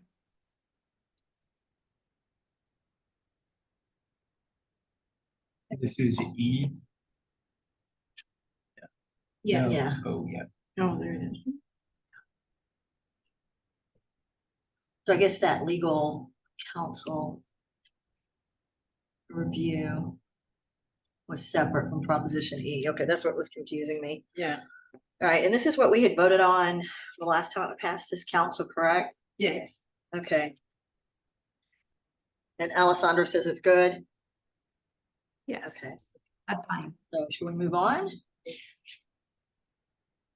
So Proposition G, the only one that she did was she edited for concern that this could be construed as the mayor pro tem not being able to vote ever, even while the mayor is present and presiding over council. So she went in and added the mayor and the mayor pro tem when acting in Mhm. place of the mayor and presiding over the council shall vote on council meeting items only in the case of a tie. Neither will have the power of veto. Well, that's kind of important because Rick gets to vote when I'm here. Yes, But when I'm not here, then he doesn't get to. correct, because he's acting as. We good So- with that? Yeah. Yeah, her amendment, okay. There's no changes to Proposition H. Proposition H outlines some more specifics in regarding a vacancy. In light of our recent change in with Counselor Stokes stepping down. How to properly fill those vacancies with going out for an election. Proposition I also goes into the vacancy, which requires a candidacy application used during regular city election filing periods that must be put on the regular city council agenda. Once again, it just provides that guidance for filling the vacancy. And then Proposition J, it looks like she made some changes as far as the city council may appoint a law firm and its lawyers to collectively serve as the city attorney and deputy city attorneys. The city attorney and the deputy city attorney shall serve at the will of and entitled to compensation established by the council. That So was just just some clarification there. clarification. And Proposition K, Like it was a mistake, like we doubled, that's what she said in there. well, so Proposition K was to update that it's a municipal court judge shall be nominated by the mayor and approved by city council for a term of 2 years. The idea was that it should be coinciding with the city, With the mayor. mayor, thank you, city mayor. The city mayor, yes, you were going. So if the terms change based on that other proposition approval, it would coincide with a 3-year, not a 2-year. So the idea was to remove the 2 years and indicate that it would run concurrent with the city mayor. That makes sense. So we do want to include that, correct? Correct. Yeah, I mean, I Yeah. think one way is we're saying that voters are putting in a mayor and we're giving that mayor the power to be able to, appoint or bring on staff with that time period, but at the same time, this could also be seen as a separation of executive and judicial and creating some consistency in some way of like the judicial is separate from this, and when they get that power, it's kind of like, you know, the Supreme Court, when you get it, you get it, when you don't, you don't, but. Point to point. So, I don't know. I mean, if it's there, it's there. I think, you know, we're not gonna be deciding constitutional law here, so maybe it's okay. Well, it should run with the mayor's. Yeah, that's what term. it says now. It runs with them, well, 2 years, because right now we Yeah. have 2-year terms. But if the residents approve 3 years, then Yeah. it needs to just say concurrent. Yeah. So even if the term limits don't get approved by the public, It's still- changing it to concurrent with the mayor allows for future changes in term, but sticks to the current level of term sets. Sure.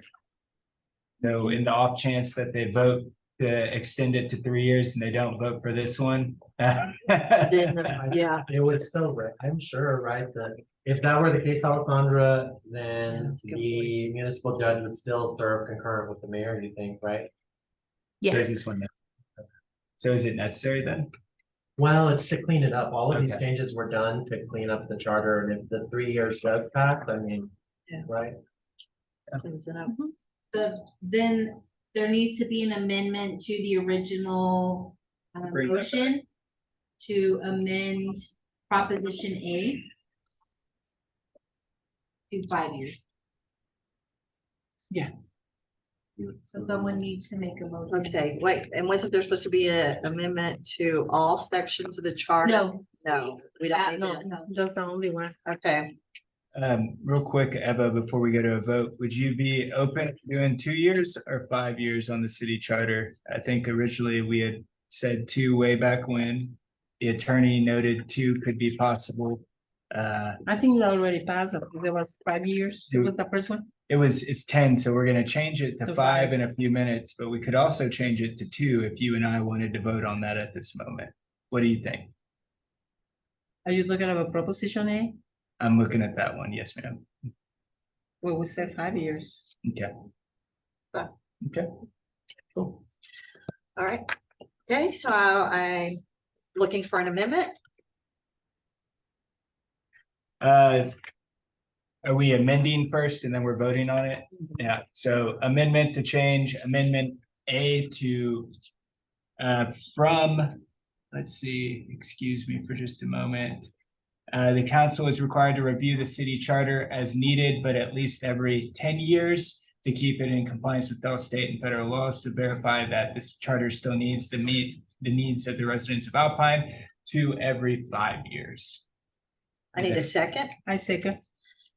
Okay, and any discussion? Okay, let's vote on the amendment. Aye. Aye. Okay, City Secretary, Councilmember Stone and Councilmember Olivas voted in favor of the amendment to change it from 10 years to 5 years. And all against. And Councilmember Escobedo voted against. We need to dispose of the original motion.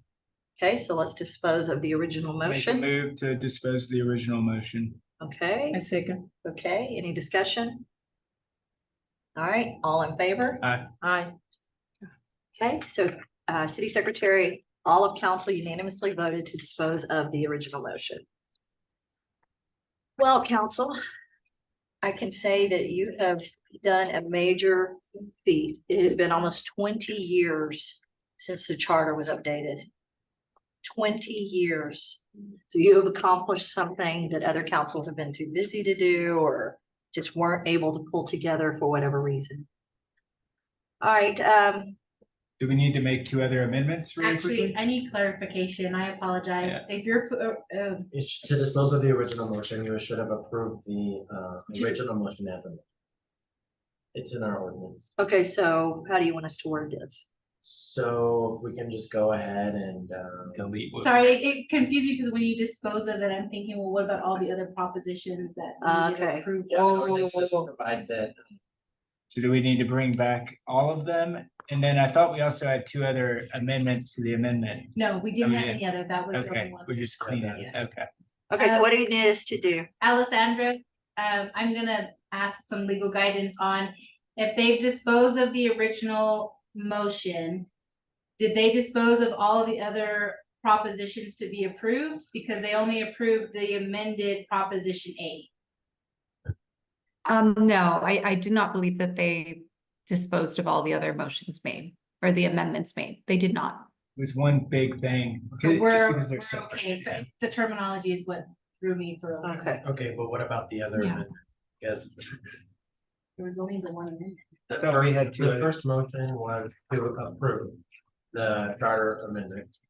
Then the second one was to amend, to change amendment A from the council's required to review the city charter as needed for the least every 10 years to 5 years.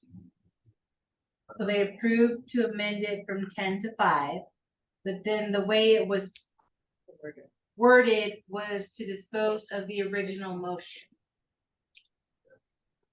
I think we. If you would like to, you know, just make the motion again and we can restate it right now and not worry about what may or may not have been disposed of. Okay, how do we restate it? How do you want us to do it? I would say, maybe make it not as specific to that proposition, so we can say to move forward with the amendments discussed, during the meeting and amend the charter propositions in that fashion. Okay, so we need somebody to make a motion, a second, and then approval. Okay, so I need a motion for that amendment. I have no idea what she just said. We really gotta get you on like a Slack line or something so that you can just text us these things. But I want to bring up a point that I thought we had multiple, and I could be totally wrong. I thought when we were like, who's counting here? I thought we had multiple changes There were here. only two. So There were two. it was So- canceled It was because canceled. if it gets approved as district or ward, Gotcha. this one, Okay, it doesn't matter, it goes across the board. perfect. I'm just making sure. I gotta cross it off in my head. So we are going to dispose of the original change to, No, No. you're gonna make a motion to approve the changes as discussed. we're gonna make a motion to Approve the approve propositions as discussed. propositions as discussed. Okay, Second. Yeah. okay, any discussion? Okay, in favor, raise your hand. Aye. All right, city secretary council voted unanimously. I do apologize, the term disposed on the original motion really threw me for a loop. I was like, Okay, but what about all the other propositions? okay. Thank you for Yes, entertaining me. yes, thank you, and thank you, Alessandra. That was kind of tricky. I don't think we've had anything as tricky as that. Long time. All right, so moving on to executive reports. Okay, city mayor report.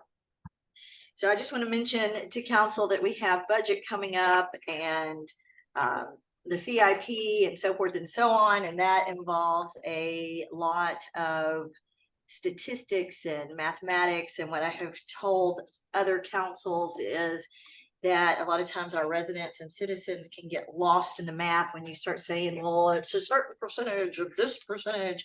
So just be sure to be aware of that and to be able to explain, just like we have gone away from using acronyms such as HOT, because it disenfranchises people when they don't know what that is. So we say hotel occupancy tax instead of things like that.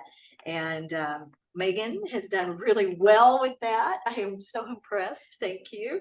Because when I first came on council, I was constantly, what's that acronym? I live in Akron. Yes, and then also references. Make sure you're given references.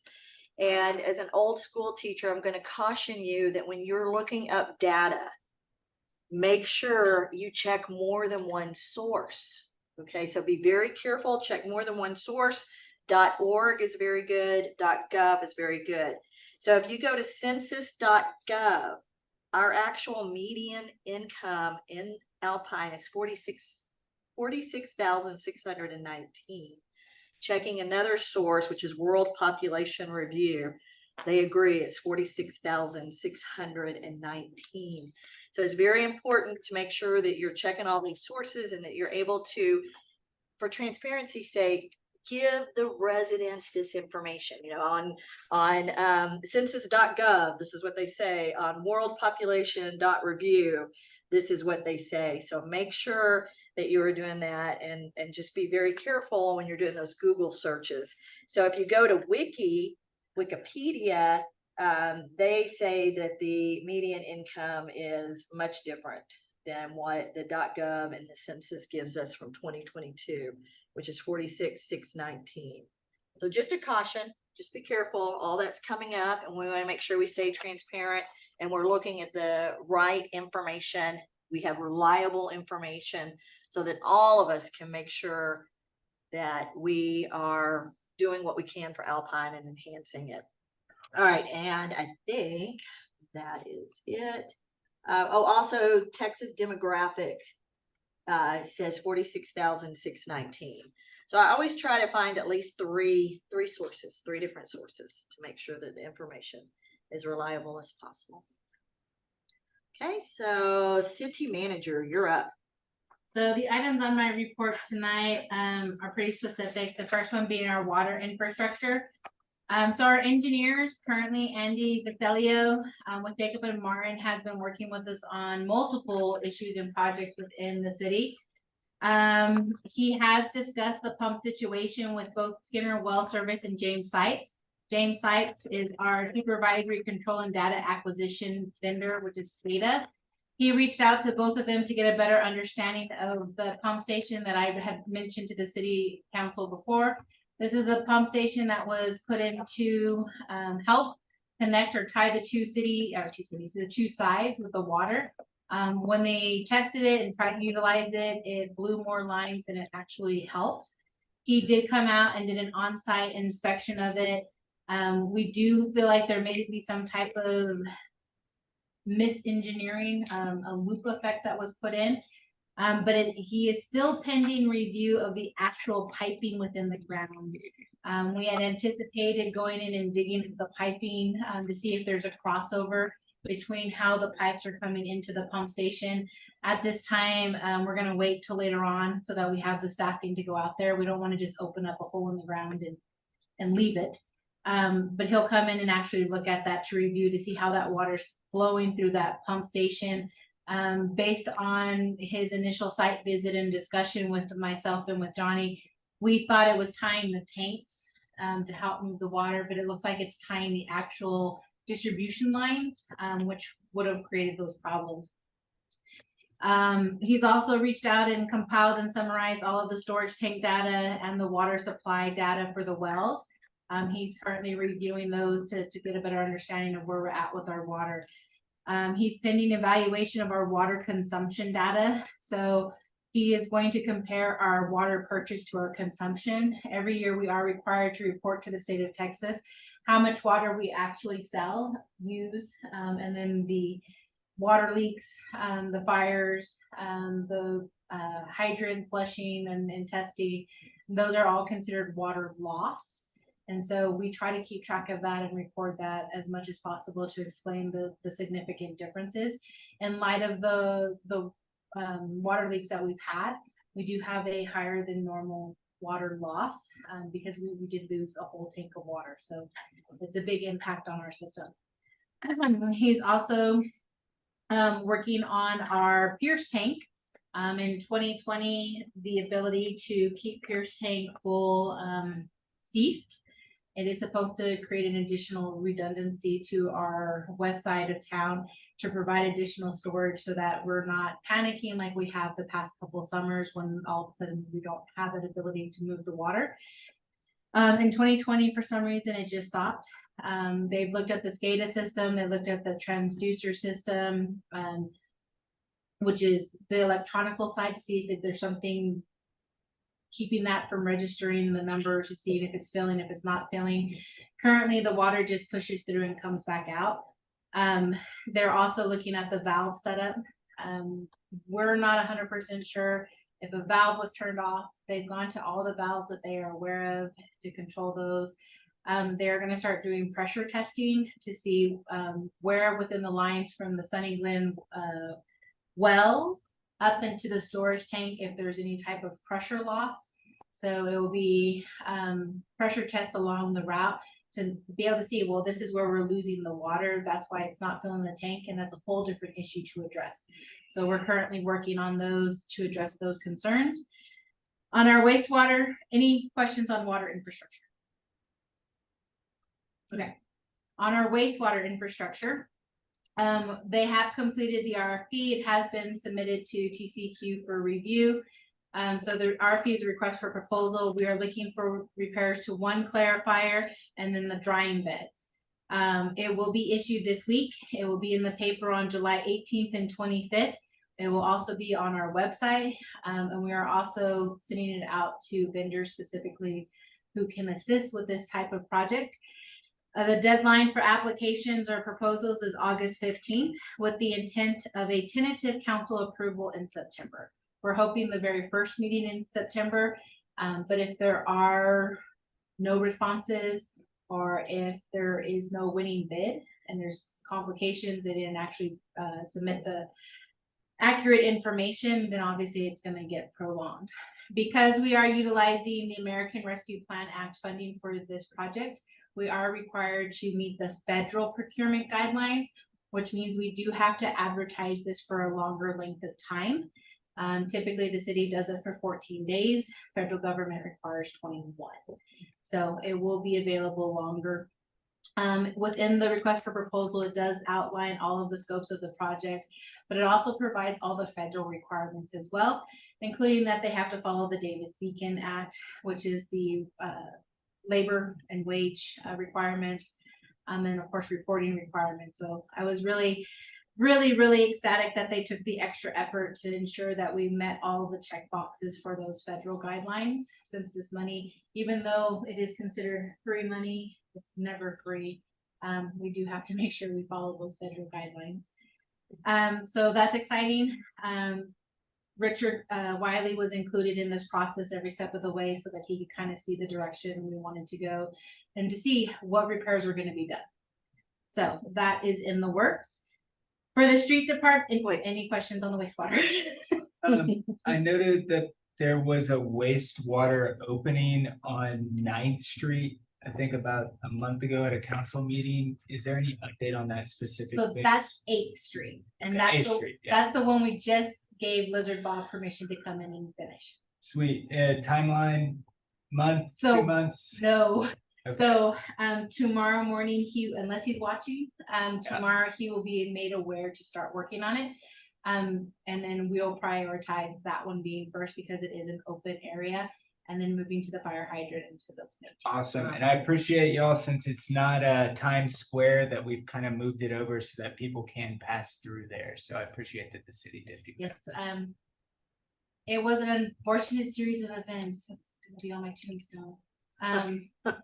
When they went to make the repairs, the pipe just continued to break. Yeah. And they just, every time they tried to, it just continued. And then they're also considering because we are a gravity fed system, making sure that it is completely redone, giving it that additional depth for gravity. I'm glad that hopefully in the weeks to come, maybe if we come back next meeting, it'll be done. It is a big priority. Sure. Any other questions on this fire? So the next item is the street department. As mentioned, over the past several months, at the beginning of this fiscal year, the street department consisted of a team of 1 and a director.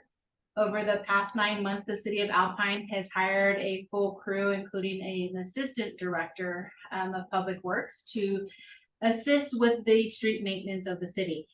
Part of the discussion with Eddie and his team was really to have a training ground. And then this is where I know it's really hard for the residents and the public to understand. Country Club Estates is just our training ground to get those who were just hired in the past 9 months, because they are all worker ones, familiar not only with our equipment, because we all know every piece of equipment has a little, quirk that you have to figure out. Second gear doesn't work. And get them trained, but also understand the process in which we do our seal coating and the methods and then the steps and what do we put down first? Do we clean? All the different aspects of it. We utilize Country Club Estates in that road specifically because it is has less traffic, but also because it's an open space and you don't have the back and forth with pedestrians and with vehicles. It is hard. Yes, we are out in Country Club Estates. They have been practicing their patching. They have been practicing their seal coating. They have been practicing the fog coating. This is just a training ground. There's been never the intention of redoing all of Country Club in 1 year. This was to get them familiarized, address some of the current concerns out at Country Club Estates, but then move them back into the city. So they are preparing to move back into the city to start addressing some of the streets within the city. They will be focusing on the north side this year. They did address a lot of the south side last year with some of the seal coating. So you may get some feedback. Ward 1, Ward 5 is not here tonight in regards to the Country Club Estates. I just really want the public and everyone to understand this is a training ground, but we're gonna keep utilizing it. So next year we will go back out there. We'll go back out there when we get our hot box, which hopefully will be at the end of this month, so that they have that availability to train. I know everyone in Country Club Estates would love to have us do the whole thing all at once, but unfortunately we're trying to utilize a training area, benefit them as well because it hasn't been addressed in so long, but then also coming back into the city because we don't want our inside city streets to continue to deteriorate. We need to address those as well. So I do believe it's a great compromise to our current situation. It's hoping to help all areas of Alpine. So they are expected to come in the next 2 weeks. And then the last thing for the streets is the hot box.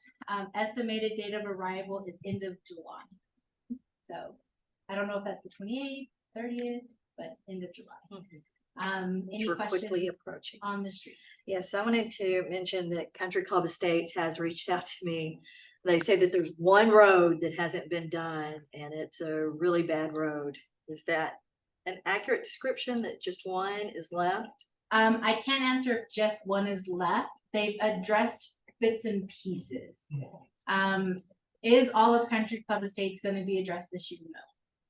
No. But that was the conversation with council pretty much this whole year is because we had a new team utilizing them for safety because of the openness and then coming back into the city and then we will go back out there. Yeah. So that's not we're out there and we're not going to touch them for another 20 years. Right. It's we've been out there and we've addressed what we can and we need to get back into the city. Because when council had that workshop and we had a bus and residents came and we took a tour of the city, Country Club Estates was noted as by far the worst. Oh, yeah. Yeah. And I don't So know that the they're roads. not off our list. Okay. It is gonna continue to be utilized and Eddie's anticipating because of how our weather is out here in wonderful Alpine, we may be able to continue pay as late as November, December. We've unfortunately had those warmer months, which allows us to continue to pay. So there are opportunities, but right now their focus is they've got his team in a position where they can transition back into the city. And we really do need to move that direction because we did present to council a list of seal coat streets for this year. Any other questions or discussions? Okay. So the last section is the employee compensation. And I know that Counselor Stone, this is one of your items. So council did allot money this year to do the survey. And so after several months of researching and trying to work with other cities on how do we do this? We issued the request for proposal and we had multiple interested vendors. The council did approve Evergreen and we started in June with the data collection, sending them all the information they needed. Job descriptions, employee handbook, our current list of employees, their current salaries, differential pay, certification pay, giving them all this information. On July 8th, the Evergreen consultants did come to the city of Alpine. It was very interesting. They flew into Dallas and then drove here. So very interesting.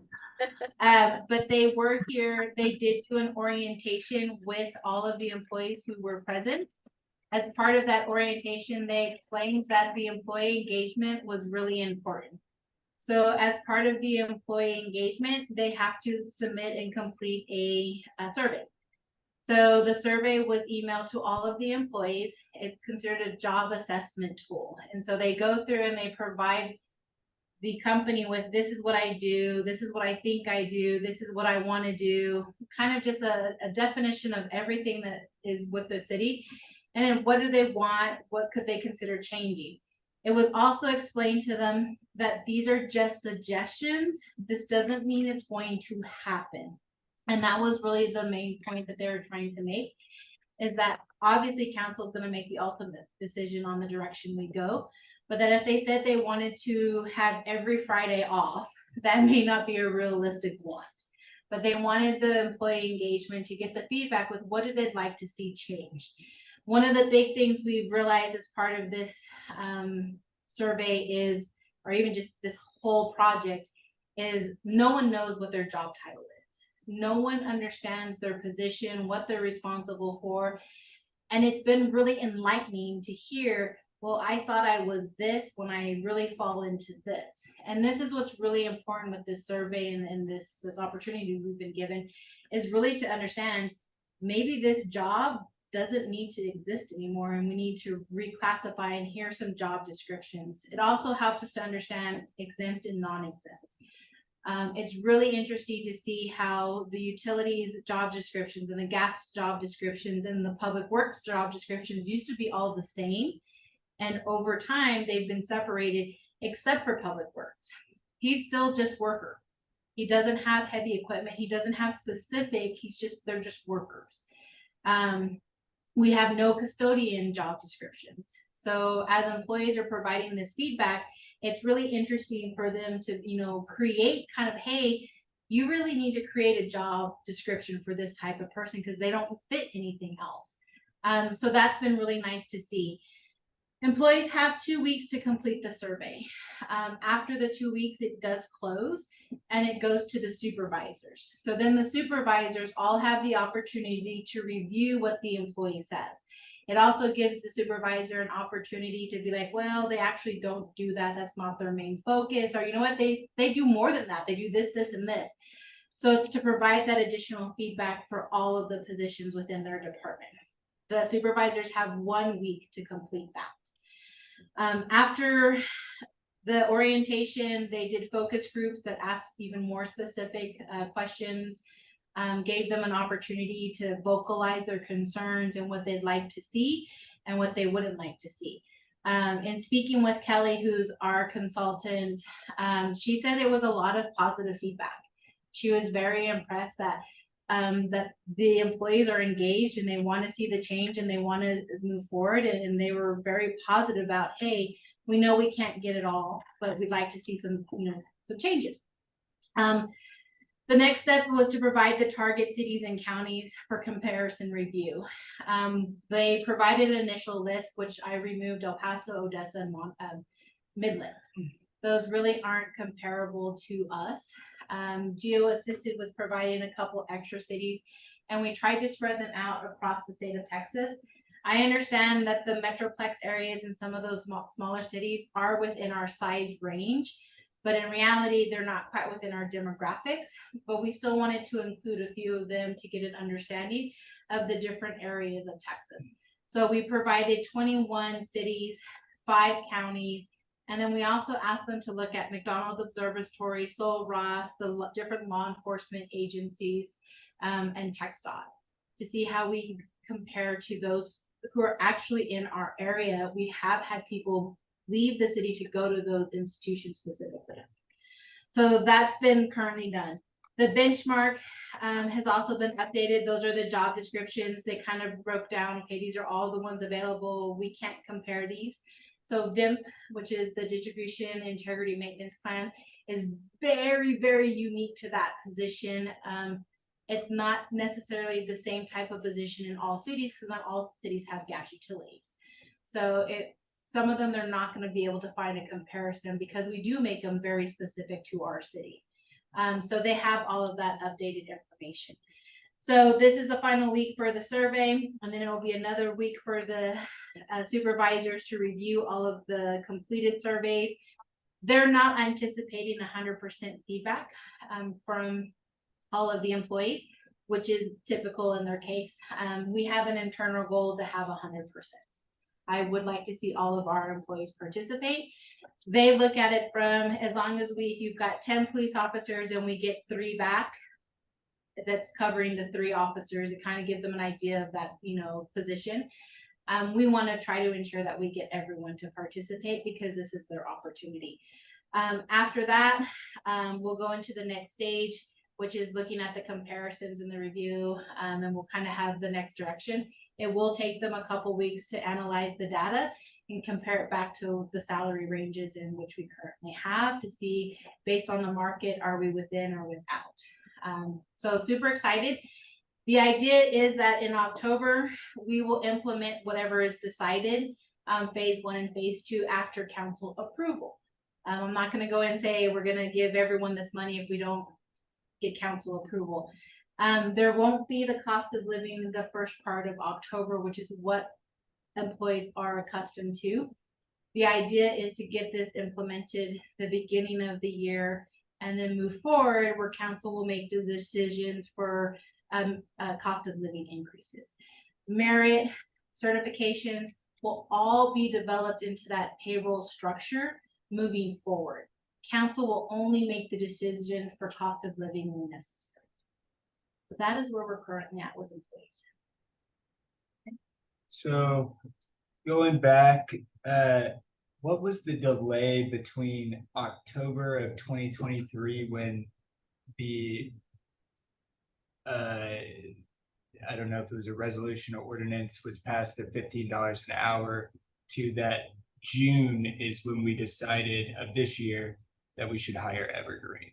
So there was never the intent to raise wages this year to $15 an hour. Okay. It was part of the discussion in hiring an outside consultant to help us get to the 15 per an hour and address the compression. Okay. And so with that, it looks like we're on target here. I want to make it my belief that if it wasn't noted that this was a mandatory survey, we don't want to extend it any further. We could send out another email, all staff email, and we could say, we really want you, and you get free cookies at the end of the week if you turned it in, although we probably can't pick out employees or whatnot, but maybe there should be a cookie party on Friday, and I'm happy to buy cookies for everybody. So we've actually been But- sending out reminders, and we do have a list of those who don't. Sure. Towards the end of the open survey, we'll go out and we'll actually give them paper copies, so if they want to just do it by hand, so that we can submit those. Sure. It is not mandatory. Okay. I would not make this a mandatory. So we don't want to thing. single out anybody for No. sure. Yeah. But we want to encourage all to participate. Okay. And so I think the 19th Friday, I don't know if it, or 18th or 19th Friday. So we'll be on target with that. And then you're noting, and I think we talked about this a little bit last week, but you're noting that in October, we're going to be voting on phase 1 and phase 2 of overarching raises. And then phase 1 seems like it's being implemented at the beginning of 2025. Is that correct? No, Okay. so not the year 2025, it Okay. would be the fiscal year. Phase 1 would be implemented as soon as council pretty much approves it. And it's going to So be that going could to be us in October of 2024 or as early as November of 2024. Okay.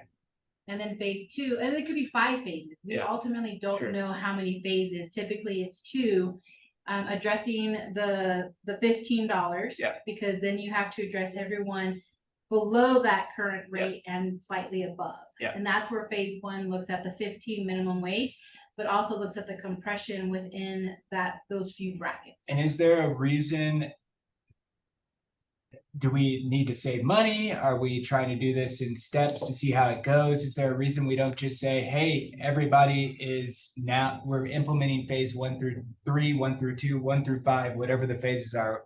Why are we not just doing it in October rather than waiting and doing them every 6 months or whatever it might be? It would be a financial thing. It would be a revenue thing. Okay. We don't know ultimately what the end amount would be. So when we plan for the budget, we're anticipating a certain percentage increase. But you also have to take into consideration, you would have to raise taxes. Sure. Yeah, which I think we need to do. Noting that as well, our first priority, phase one, that's our lowest workers, is that right? Correct, and that's the starting wage of 15. Okay, and then that's the only reason that I also think that we might need to raise taxes for this one of three big priorities that constituents have asked us to do, which a lot of those constituents are probably city or public employees in general. But the reason I think we need to do that is because, as we noted last week when we were talking, is we're thinking about phasing out managerial level and other higher workers. And I'm real worried that we're going to lose people that know a lot, especially when we move somebody up to $15 an hour and their next person is only making 18 or 20. And they're like, why do I have to wait a year? And I know that those conversations between you and some of your directors, and I'm thinking about the middle management, the folks that are implementing the everyday things that we're about to talk about, like customer service at the billing department or other places. They're the ones that are keeping our lowest employees happy, and they're also talking to our directors. So I'm just really worried that by an unintended consequence, if we do one thing, by saying we're looking out for our lowest employees, then all of a sudden we're not backing up, probably some of our most important employees. And I'm not going to just discredit y'all or anybody else, but middle management is really where a lot of stuff gets done. And so I want to say that too. And that's where having this consultants come in is important, because we may not have that issue. We may actually be able to implement, they may come back and say it's one phase. Yeah. We don't know what the end result is going to be. Okay. And they may come back and say, well, you know what, your main focus needs to be here, not here. Or you know what, you can do this, this, and this. Sure. Ultimately, it's really having them come back to see what the competitive market is, what our current, management and the worker levels are at, and then comparing that to, okay, this is where you want to be. Sure. So I don't want to say we're going to do it all at once. I'm really going to use the guidance of having that consultant come in and you guys as a council could come back and say, well, we don't want to phase it. We want to do it all at once. Sure. And then we amend the budget accordingly if Sure. that comes down to it. Okay. I just want to make sure that when we look at this budget, we are addressing the beginning, and we may get the next three phases automatically because it's not as expensive as we think. And I told you I'd push you last week. By the second meeting of October, we're going to have a plan before us. Is that right? I can't answer that. It's really dependent on getting all of the information from them. Okay. So the idea, yes, is to have it in October. Can we get an update in the next week or two? What It will be their a idea? standing item on my council, or Okay. on my city manager report until the project's. Okay. Are they able to give a target date? I mean, they're a consulting firm, right? I bet they have they have, I'm guessing a $1 billion company is Evergreen. I mean, I've seen it on the side of tankers. I don't know if it's the same company, but I'm guessing they have a target date on this. Can we ask them what that is? So they have an internal target date of September, Okay. towards the end of it, which would constitute an October date for council. I'm going to hold you to it. I got you to say it. That's an internal. I thing. hear you. If something unfortunately. Last thing, can we get a list of all of the cities and different other entities that were considered and being compared with Alpine? Do you mind sending that to me, or to, I don't know, I'm guessing other council members might want that. Yeah, that would be good. Cool. Thank you, Megan. I appreciate it. Any other discussion? No. Okay, and that's it, city manager? All right, so moving on to council member comments. All right, Councilmember Stone. Thank you, Mayor. I wanted to take a moment to, of course, as we get, talking about water, it is something that is obviously needed out here. So we want to make sure that we not only are providing good water, which is we have 5 and 10 and God knows how many year plans to be able to get it, but we want to make sure that we're charging people fairly for what they're getting. It's come to, of course, our attention back in April, and then each month, whenever we send out bills, we're having, what I'm noting is at least 2 to 5 folks in areas that are getting their meters read. And we'll go into that a little bit more. will note that every time they're getting their meters read, we're having 2 to 5 folks from each of those areas, and we won't say a ward, but it's different parts of town that that are coming back and saying their bills went up 10 times or they went up and so forth. So with that, Councilmember Stone, myself, went and met with the city staff last week and went on a fact-finding mission. And so what we found out is that there were a large amount of errors back in April, most likely due because they hadn't been read in perhaps a while. But what I've noted is that meters are being read just about every single month, except when we can't do that because we have fixes that have to happen out in the community. So if some road is being torn up, we're probably not reading meters all across the city. So that first thing is that we need to counsel here, and I'm hoping that we can talk about this a little bit more next meeting. So I'll make this a discussion point. Is that we need to figure out how to make sure if we want to read every meter every single month, that's what we want to do. But I don't think that's a great idea because we have limited resources, limited staff. So other cities typically do it about twice a year. They'll do it in the summer and in the winter, and then they'll do averages across that. Or they'll do it in another way. Now, what stinks on that is when somebody goes out there, they might have a leak for 6 months before they get their meter read. So we're going to have to be able to educate citizens on this as well. So with that, I asked the city manager's office to make a 1 to, I'm guessing it might be a 2-sheeter on what happened back in April, what our policies are, and how you can rectify those so that we can post them on Facebook. We can post them whenever, any place that possibly needs, so that it's an immediate thing. It's not like a video we got to watch or a thing we got to show up at. It's a 1-2 pager. This is what happened. We're sorry, we made an error, but we're correcting it. And also we're following it through with a month or 2 of discussions on making sure that we can make a long-term change to this. And then further, so that you know what you need to do if you want to reread. You don't necessarily need to reach out to me. You don't need to reach out to Catherine. She's busy and she's doing so much. So with that, what you do is you reach out to billing, and there's a simple email on the city's website. You can reach out to me if you need that email, but I'd just be giving you the email. So you reach out to the billing department. Her name is Carmen. She's super nice. And we're trying not to overload her, but at the same time, like we said, there's probably 2 to 5, maybe 10 in each area each month that might have an error. Someone reads it wrong. The meter is messed up. There is a leak. Those are possible problems that could be happening. So what happens when you reach out to Carmen or billing department, that email, or you give them a call, is they're going to go send someone out to re-look at that meter. They're going to look at the meter. They're going to see if it looks like it's working correctly. If it's not, then we're going to have to fix the meter. We're going to have to replace the meter or something like that. If it is the same amount, they're going to take a picture of it and they're going to say, hey, this is your water bill.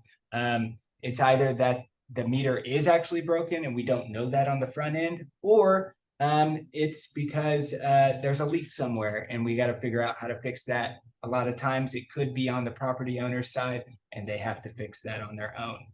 Now, if for some reason there is a big leak, yes, you do have to pay for your water, unfortunately. The city's happy to help you out with spreading that out over a few months or a year. There's also other places that you can get help with your utility bills. And that would be something you're more than welcome to reach out to your council member about.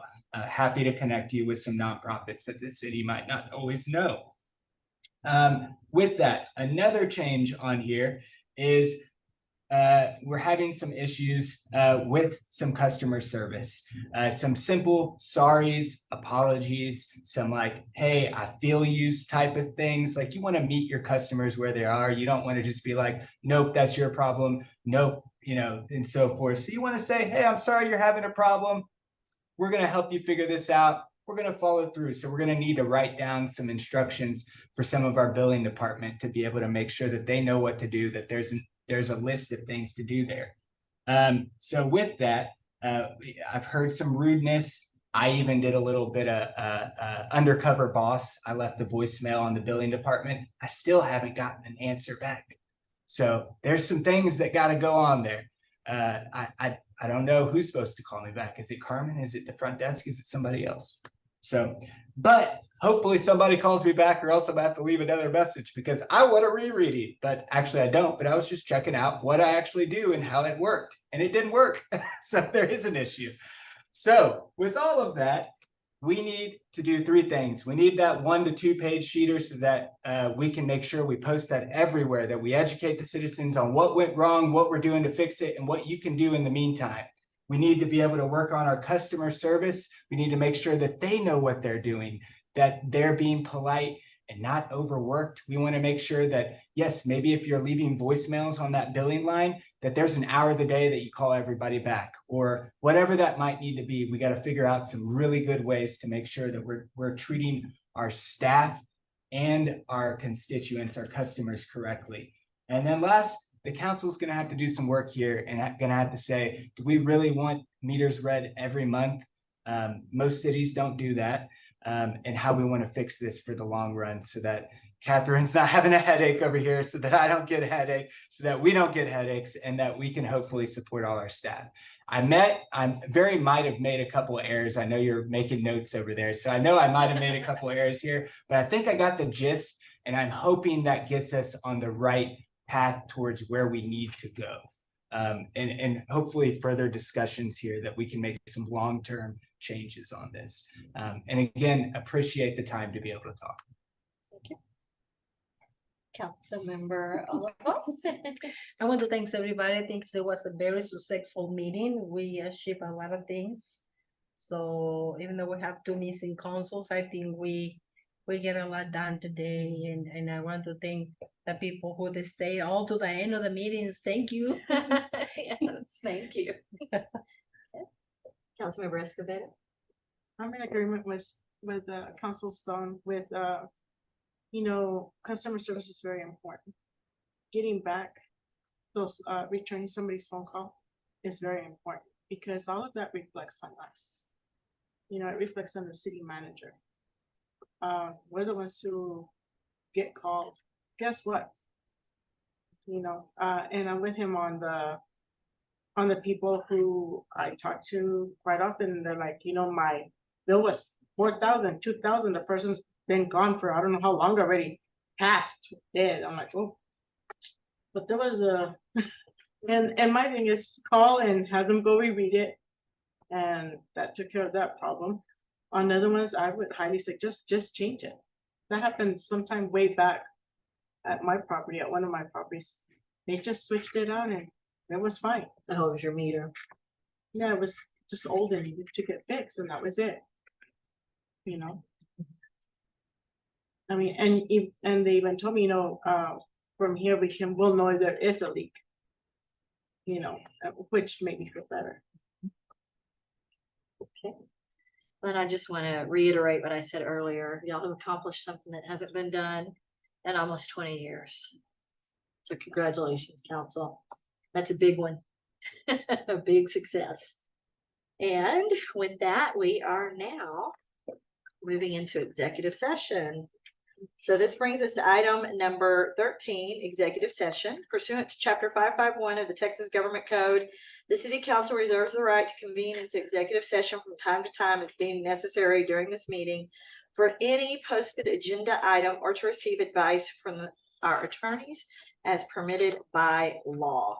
Tonight, the City Council will recess into executive session pursuant to Section 551.071 to discuss Customs and Border Patrol hangar lease renewal, discuss pending public information requests and Attorney General responses, and the possible sale and or acquisition of property for long-term overall city goals and planning, including city-owned structures. May I get a motion to move into executive session? I make a motion. I need a second. Okay, any discussion? Okay, so seeing none, we are recessing into executive session at 8:15 p.m. Who seconded that? Me. Okay.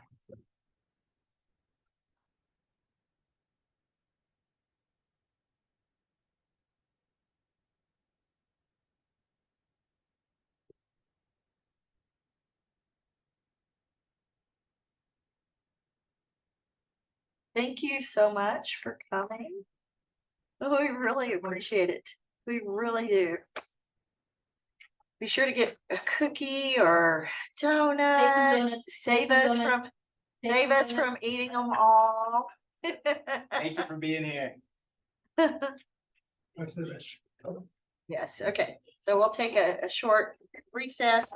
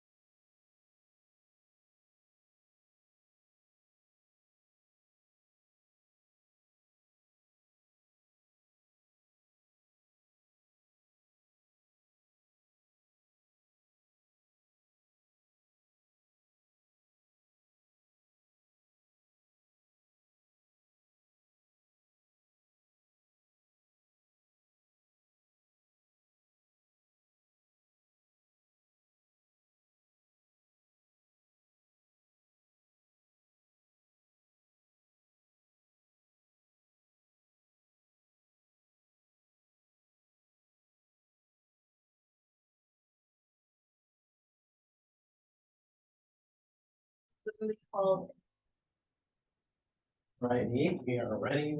All right. Okay, so may I have a motion to reconvene into or open session? I make a motion. I need a second. I'll second that. Any discussion? Okay, City Secretary at 8:37, we are reconvening into open session. That brings us to action after executive session in which there is none this evening. And so with that, we are gonna adjourn our meeting at 8:37. Hey. Woo! Good job. Got a lot done, guys. Do I didn't get in